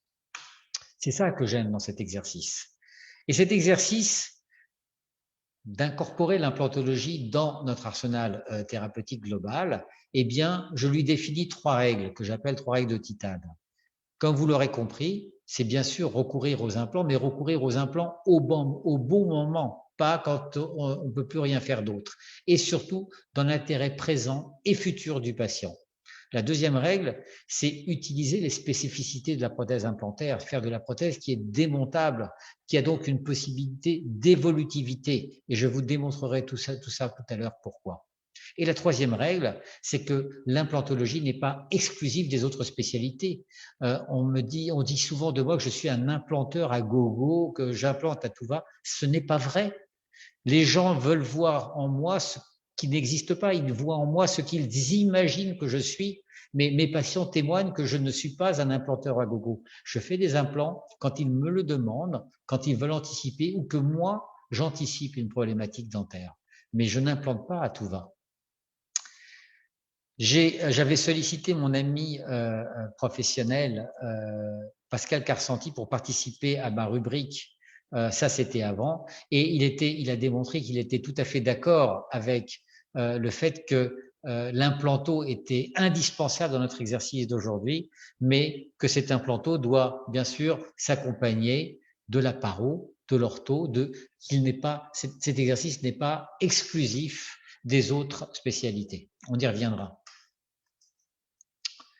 Voilà justement la motivation du patient. Ce patient, quand il vient me voir, eh ben, il est en déficit masticatoire. Je peux pas bien manger, j'ai toujours mal aux dents et aux gencives. C'est ça qu'il me faudrait, il faut que je puisse manger, vous comprenez. Et tout ce qu'on m'a fait aujourd'hui, jusqu'à aujourd'hui, ça n'a pas tenu. Je sais que vous faites des implants et qu'avec les implants, on peut bien manger. Je l'ai vu sur Internet. Et en plus, je connais des amis à qui vous avez fait ça. Tout le boulot est fait. D'accord? Oui, je supporterai pas longtemps un traitement ortho, etc. Faites-moi ce que vous pouvez. J'ai pas beaucoup de temps, je travaille beaucoup. Eh ben, on lui a fait ce qu'on pouvait. On n'a pas fait d'ortho. On lui a fait des traitements plus ou moins radicaux, conservateurs de ce que l'on pouvait garder, mais partout où il y avait des ambiguïtés en termes de pronostic dentaire, eh bien, on a mis des implants en le moins de temps possible en fonction de ses disponibilités. Et ce patient, eh ben, il a la banane, il est content, il peut à nouveau manger, alors qu'il ne pouvait pas manger avant, pas avec plaisir en tout cas. Tellement content que c'est lui, pas moi, qui va venir me demander, oui, mais d'accord, c'est bien maintenant sur les côtés, mais esthétiquement, franchement, docteur, c'est pas joli, la gencive, regardez comme ça a reculé. Je dis oui, c'est pas joli, mais vous m'en avez jamais parlé, ça vous. Ah oui, mais avant c'était ça. Mais regardez maintenant, ne me dites pas qu'on peut laisser ça comme ça. Dites-moi ce que vous pouvez faire. Mais j'ai pas à convaincre le patient, c'est lui qui vient me demander de travailler. Ben, bien sûr que on peut faire quelque chose. On va lui parler de technique gingivale. Ça fait pas mal non plus. C'est comme pour les implants, c'est technique, mais on sait faire ça. On sait aussi résoudre ces problèmes gingivaux. Et puisqu'il est motivé, eh bien, il n'y a qu'à prendre rendez-vous, faire un devis, et puis vous allez voir, ça va très très bien se passer. On va lui faire ici une technique par tunnelisation. J'adore faire ça. J'adore faire ça surtout quand j'ai même pas besoin de convaincre le patient. Quand le patient, on se concentre sur l'aspect purement technique et sur le résultat. D'accord? Parce que le plus difficile en général pour ça, c'est la technique bien sûr, mais c'est surtout de convaincre le patient. D'accord? Quand le patient est demandeur, c'est que du plaisir. Donc voilà, en très très peu de temps, vous voyez, on va faire ce prélèvement, faire cette tunnelisation, obtenir un résultat extrêmement gratifiant, comme celui-ci, comme tous les parodontistes savent le faire d'ailleurs, ok, y compris ceux qui ne font pas d'implanto, petit clin d'œil, ok, mais Là encore, c'est la motivation du patient qui va être notre guide. Il est tellement content du résultat qu'il me dit, bon, ben, d'accord, docteur, en haut, c'est bien, mais même là où ça ne se voit pas, regardez, en bas, si j'écarte ma joue, ici, ma lèvre, là aussi, il y a la gencive qui s'est déchaussée, qui s'est rétractée. Hein. Là aussi, on peut le faire quand même, c'est pas joli. Et puis, je sais bien que ça va continuer à s'aggraver. Mais banco, mon ami, avec grand plaisir. Là aussi, on sait faire. On va lui faire des greffes, conjonctif enfui ou pleine épaisseur, peu importe. Mais on va lui faire retrouver un parodonte, même au niveau des implants, que je n'avais pas proposé, même au niveau des implants, on lui fait retrouver ce parodonte qui sera pertinent pour la pérennité de ses implants. C'est le patient qui est demandeur. Il est tellement demandeur qu'il me dit, bon, mais après, s'il vous plaît, il reste ça aussi. Vous voyez, les dents qui se chevauchent un petit peu. Je lui dis, ah, stop. D'accord, vous allez le faire, mais pas avec moi. L'ortho, je touche pas. C'est pas mon domaine. J'ai jamais appris. Je vous délègue à un autre praticien.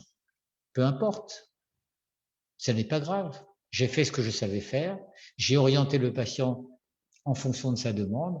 Et ce qui est important, c'est quoi? C'est l'OHIP.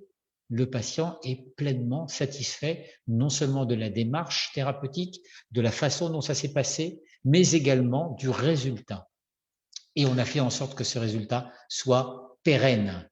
Parce que tout n'est pas pérenne. Je le reconnais, comme je vous le disais tout à l'heure, en paro et en implanto, on a des déboires, on a des échecs, et ce n'est pas Pascal Carsanti qui me contredira. Donc c'est la paro avant, pendant et après l'implanto. D'accord? Mais quand on sait faire de la paro, on sait faire avant, pendant et après, peu importe. Voilà ce cas qui m'est arrivé. C'est une patiente qui avait complètement disparu à l'époque où je lui avais fait cet implant dans les années 90. Et elle revient me voir en me disant, regardez, docteur, ça fait 10 ans ou 15 ans ou 20 ans, je ne me rappelle plus, que vous m'avez fait ça. Mais là, c'est pas joli. Et puis, c'est enflammé. Je dis, madame, il n'y a pas de problème. Vous auriez dû venir me voir plus tôt. Me dit, je suis en province maintenant. D'accord. Eh ben, oui, mais en province, on m'a dit, le dentiste que j'ai vu, il m'a dit, je vais perdre ma dent et mon implant. Je lui ai dit, bah, écoutez, vous êtes tombé sur quelqu'un qui manque un petit peu d'actualiser ces données. Est-ce que vous avez vu d'autres praticiens? Il me dit, non, quand il m'a dit ça, j'ai eu trop peur, je suis revenu vous voir. Je lui dis, ni votre dent n'est foutue, ni votre implant n'est foutu. On va mettre en œuvre ce qu'il faut. Et puis voilà, avec de l'assainissement, une petite greffe gingivale ici, et puis une reconsidération de la prothèse avec une attelle de contention, eh ben, on obtient un résultat. Je ne sais pas pourquoi l'attelle, on ne la voit pas ici. En principe, on doit la voir. Voilà, on la voit. Juste remettre sur les rails. La voilà. Donc, une prothèse sur un plan qui a été refaite, une contention qui a été faite ici avec la dent sur laquelle nous avons fait une greffe gingivale. Et puis voilà, on a à la fois une contention qui ne repose pas que sur des dents mobiles, mais qui comporte l'incorporation d'un maillon fort qui est donc bénéfique à la pérennité de cette contention. Voilà quelque chose qui tient bien la route. Et là, cette patiente, elle est repartie dans un bon train. La suite, s'il vous plaît. Voilà. Alors, revenons-en à ce cas qui pose problème, il va falloir prendre une décision, on extrait ou on conserve, on va assainir. On peut tout faire avec ce patient. Regardez les cas dans lesquels il se pose. C'est un pâtissier, c'est un boulanger-pâtissier, c'est important, ça compte dans l'histoire. Ben voilà, il vient me voir en 2015 en me disant, voilà, docteur, j'ai un anniversaire ce soir et je pue de la gueule, en fait. Je vais pas pouvoir souffler sur le gâteau, j'ai peur que mes dents s'en aillent. Bref, une dramatique. Donc là aussi, je dis, bah, monsieur, on va essayer de faire ce qu'on peut pour vous, etc. Donc, est-ce que vous savez qu'est-ce qu'on peut faire? Oui, oui, je me suis renseigné. De toute façon, je sais qu'il y a plein de choses possibles, mais moi, il y en a qu'une que j'ai en tête. Je dis, oui, il y a plein de choses possibles. On peut déjà commencer par vous apprendre l'hygiène, enseigner, assainir, et puis vous garder les dents. Mais on peut aussi envisager autre chose. Oui, oui, parce que moi, je veux envisager autre chose. Ah bon, mais qu'est-ce que vous envisagez? Eh ben, j'envisage que vous fassiez comme à mon ami, l'autre là, Monsieur Truc. Vous lui avez fait une bouche que des implants et maintenant il ne jure que par vous. Je lui dis donc, vous voulez vous débarrasser de vos dents et faire que des implants? Il me dit, c'est très simple. C'est exactement ce que je veux. Je veux repartir à zéro. Je souffre trop de mes dents, de mes gencives. J'ai trop peur. Donc, si je me lance dans quelque chose, je veux que vous me fassiez comme mon ami. Très bien. Donc, vous êtes prêt à faire le sacrifice de toutes vos dents? Oui. Et c'est ou ça ou rien, docteur. Ou alors je m'en vais. J'aurais trop peur de faire quoi que ce soit d'autre. Alors, bien sûr, c'est un dilemme. Est-ce qu'on est en droit déontologiquement de faire ça? J'entends tout de suite les cris de mes confrères puristes parodontistes qui vont dire: ah mais non, mais c'est un scandale, il ne faut pas accepter ce chantage, nous savons, nous pouvons, etc. Oui, mais lui, il ne va pas le faire. Et moi, ce qui m'importe, c'est de satisfaire le patient. Dans les règles de l'art, certes, mais il n'y a pas qu'un art dentaire. L'art implantaire existe aussi. Ah oui, va-t-on m'objecter, mais ce patient, s'il en est là avec ses dents, ce que vous allez lui faire avec les implants, ça ne tiendra pas. Mais oui, c'était l'histoire de ma première patiente, rappelez-vous, qui était quasi édentée. On lui disait, mais vous avez perdu vos dents, donc vous allez perdre aussi vos implants. Et pourtant, les implants, elle les a gardés pendant plus de 20 ans, comme je vous l'ai démontré. C'est les dents qu'elle a perdues. Donc, pourquoi priver ce patient d'un traitement implantaire au prétexte qu'il n'a pas eu une bonne première expérience avec les dents qui lui ont été confiées par la nature? Pourquoi ne pas faire table rase et faire comme il demande, comme il sait que ça va marcher, parce qu'il sera motivé, alors que là, il n'est plus motivé avec ses dents et sa gencive? Voilà la bonne question. Eh bien, je lui explique qu'en effet, ce qu'on a fait à son ami qui me l'a recommandé, ce n'est pas moi qui l'ai inventé, c'est Paolo Malo, d'accord? Et je lui explique qu'en effet, je suis un adepte de ce genre de technique, mais qu'en général, on fait ces techniques aux gens à qui on ne peut plus rien faire. Il dit, mais moi, on ne peut plus rien faire parce que de toute façon, je ne veux pas qu'on me fasse quoi que ce soit. Bon. Eh bien, on va étudier. Mais je lui dis quand même, vous savez, je vais vous montrer des cas. Je vais vous montrer des cas. Je vous montre le cas de ce patient à qui on a fait une réhabilitation complète. Il avait déjà perdu beaucoup de support, il avait des dents mobiles et il voulait de l'esthétique. C'est un photographe professionnel. Eh bien, on lui a fait un traitement et conservateur et implantaire. Vous voyez, regardez, on est parti de là et avec ce traitement conservateur et implantaire, eh bien, on est arrivé à ça. Et le patient, il est très content. Et il me dit, oui, oui, il doit être content, votre patient, mais ce que je vois, moi, c'est 42 mois. Vous avez mis 42 mois pour arriver à ce résultat. Je dis oui, il y a des temps de cicatrisation, il faut la disponibilité, il y a plusieurs types de traitements, de l'endo, de la paro. Je dis mais moi, c'est pas du tout ce que je veux et je pourrais pas endurer ça. Moi, ce que je veux, c'est ce dont vous m'avez parlé, là, les appareils qui tiennent avec les implants. Et puis en plus, je sais que ça va vite. Donc le patient, il est informé. On va pouvoir lui faire un traitement en toute connaissance de cause. D'accord? Et en plus, il m'est adressé par quelqu'un qui connaît l'implantologie, qui l'a expérimenté, et moi-même, je suis conforté par ma propre expérience, des gens à qui j'ai fait des implants toutes ces dernières années. D'accord? Ces gens-là m'adressent encore, ça c'est la fille d'une des 3 personnes que vous venez de voir, qui a eu un traitement paro pendant des années ici. Elle a eu un traitement implanto ici. Et quand elle vient me voir, c'est parce que comme pour mon ami comédien, c'est à force de traitement paro, eh bien ses dents, elles tiennent plus. Et on lui dit, vous allez perdre vos dents. Elle dit, mais alors j'ai fait tout ça pour finalement perdre mes dents. Donc elle vient me voir sur les conseils de sa maman et elle me dit, il paraît que vous pouvez, qu'avec des implants, me faire tenir tout ça, me remettre une denture. Je lui dis, oui, on peut le faire. Et là aussi, pas la peine de palabrer. En 2 coups de cuillère à peau, on lui fait son traitement implantoprothétique au maxillaire et elle est très contente. Elle le savait qu'elle serait très contente. Et elle aussi, elle envoie d'autres patients. Voilà, avec la complicité d'excellents prothésistes comme Éric Loyot. C'est pas un all on 4, c'est un all on 6, mais c'est le même principe. Je vous ai dit qu'il y a des gens qui ont changé ma vie. Voilà un des patients qui a changé toute ma vie professionnelle en 2010, parce qu'il avait déjà des dents et des implants. Et quand il vient me voir, ce patient, il vient me voir avec des problèmes comme ont tous les patients. Il a du tard. De temps en temps, il a bien un abcès à droite, à gauche, un petit écoulement de pus ici. Bon, il a déjà perdu une dent par-ci, par-là. Il a des dents qui sont un petit peu déplacées, d'accord. Il a des couronnes qui se sont faites récemment, mais vous voyez, ça déjà, la gencive qui se rétracte déjà. Et il me dit, j'ai passé ma vie chez le dentiste. Je continue à passer ma vie chez le dentiste. J'en peux plus de voir les dentistes. Donc moi, je veux que vous m'enleviez tout ça. Je lui dis, attendez. Moi, je peux vous soigner. Il me dit, oui, je sais que vous pouvez me soigner, mais vous m'avez mis des implants il y a quelques années. Je lui dis, ah oui, c'est vrai, je vous ai mis des implants, c'était en 2006. Il me dit, vous savez, docteur, c'est le seul endroit dans ma bouche où je suis confortable. Partout ailleurs, je suis inconfortable. Même sur les dents de devant, je suis inconfortable.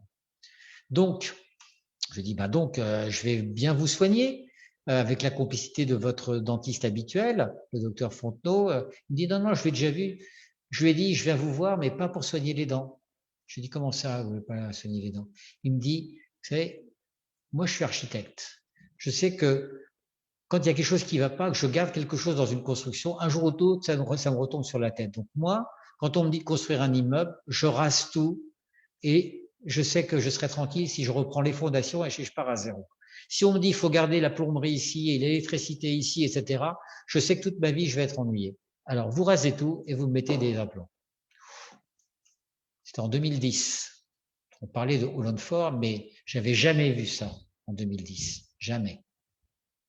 Je lui parle de Holland Ford, je lui dis qu'on sait faire ça et je lui explique que, en principe, c'est réservé aux édentés ou aux sub-édentés totaux. Il me dit oui, mais moi, je vous demande ce que je vous demande. Il a tellement insisté, il était tellement convaincant et convaincu que j'ai fini par accepter. Et alors, ça s'est très très bien passé. Regardez, d'abord, je lui ai dit la chose la plus importante, est-ce que vous voulez qu'on change la personnalité de votre bouche? Il me dit non, non seulement je veux pas qu'on la change, mais je veux que personne ne s'aperçoive qu'on m'a fait quoi que ce soit. Donc on prend des repères cliniques, photographiques, et puis on lui fait tout son traitement, Holland 4, plutôt Holland 6 ici, et regardez le résultat. Le résultat, il est là. C'est le même. C'est le même. On n'a pas changé sa personnalité. Il a les mêmes dents, sauf que tout est faux. Ce sont des fausses dents, c'est de la fausse gencive, et ce sont des fausses racines. Vous voyez, avec la complicité du docteur Fontenot qui m'a parfaitement suivi dans ce plan de traitement. On lui a rétabli également une occlusion à droite alors qu'il avait perdu sa molaire ici, d'accord? Et le patient est content. Et aujourd'hui, quand il vient au cabinet, pareil, il vient avec la banane, c'est pour de la maintenance, nettoyage professionnel, une fois ou deux fois par an, démontage de la prothèse sans anesthésie. Et ce qu'il a vécu comme un calvaire pendant toute sa vie d'aller chez le dentiste, eh bien aujourd'hui c'est un plaisir. Et quand on lui donne un rendez-vous dans 6 mois, il dit bon, mais on peut pas se voir plus tôt, mais par plaisir, parce qu'il sait que ça se passe bien. Il appréhende plus ses séances chez le dentiste et il ne vient plus en souffrance. Donc voilà, on est arrivé en une seule intervention chirurgicale, regardez, du 13 octobre 2010, fin du traitement le 30 août 2011, au résultat qu'il avait espéré. Et le tout sans anesthésie générale, sans que le patient se trouve édenté à un moment ou un autre, et sans interruption dans sa vie sociale et professionnelle, puisqu'il avait une prothèse non pas amovible, mais fixe, provisoire, réalisée sur les implants le jour même. Ce patient a changé ma vie. Alors bien sûr qu'on continue à faire de la maintenance, c'est très important comme pour tous les patients, mais regardez, on avait fait son traitement en 2010, ça c'est la radio qui date de 2018, je ne sais pas si j'ai mis une radio plus récente, mais il a toujours tout ça en bouche.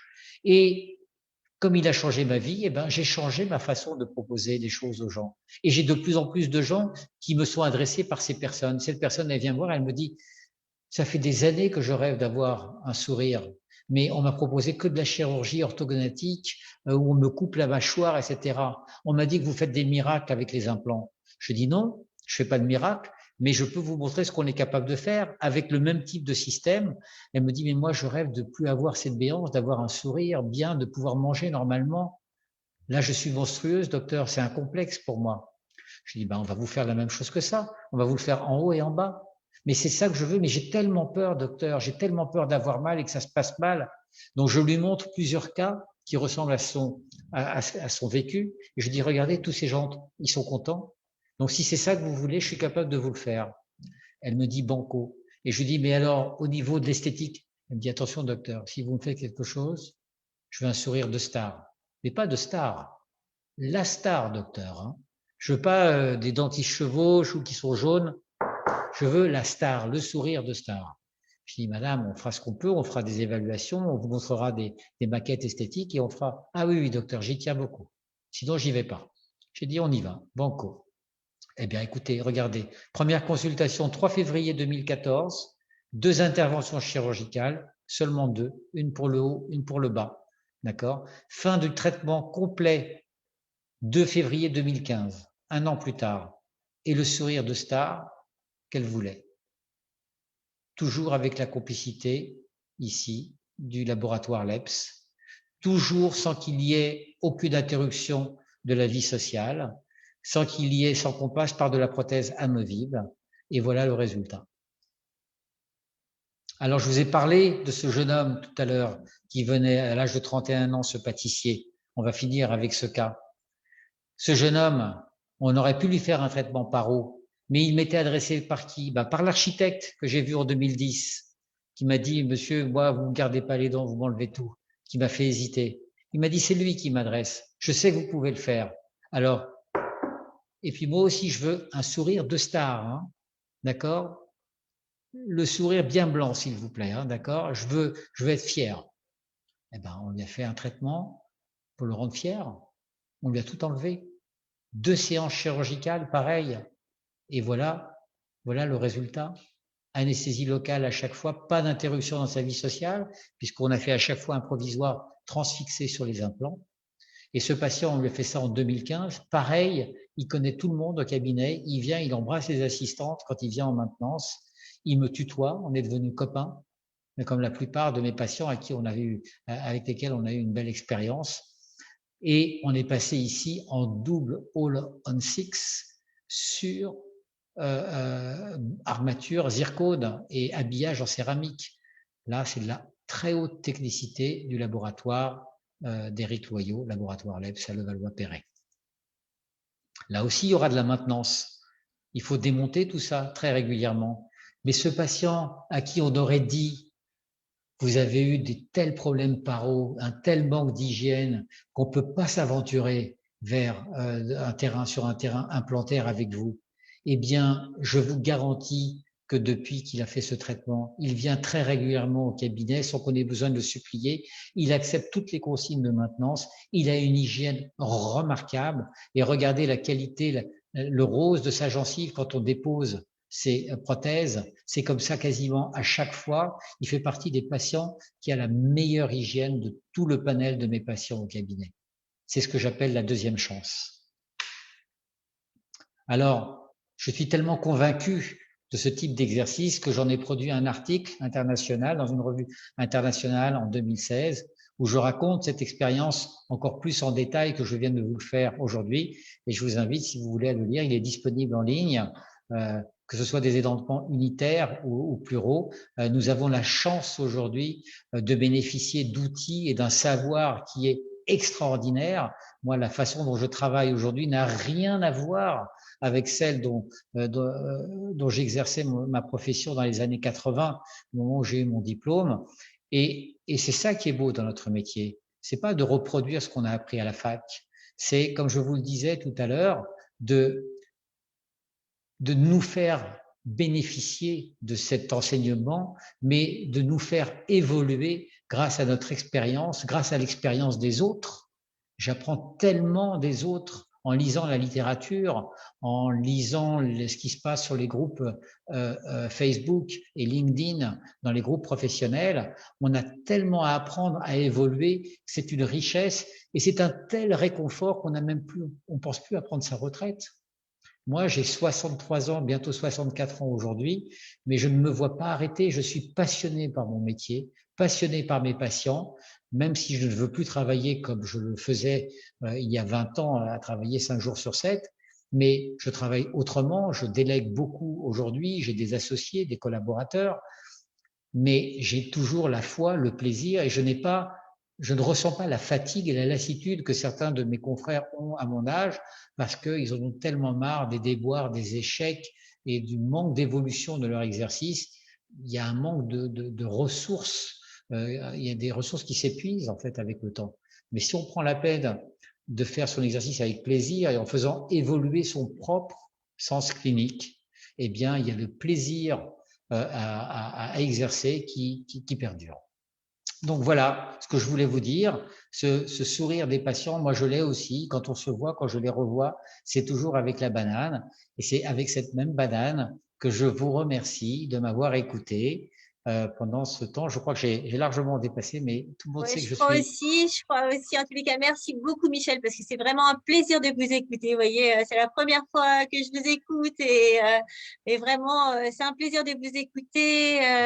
On voit que vous avez l'amour de votre métier, ça se ressent, Oui. et l'amour des patients. Donc ça, c'est très beau et bravo.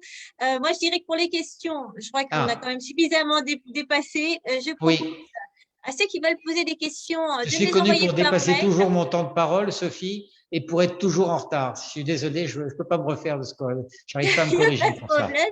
Alors, du coup, moi, je vous propose que ceux qui ont des questions me les envoient par mail et qu'on les publie sur le journal ce matin en planto.com et comme ça, ils auront toutes les réponses qu'ils veulent. Voilà.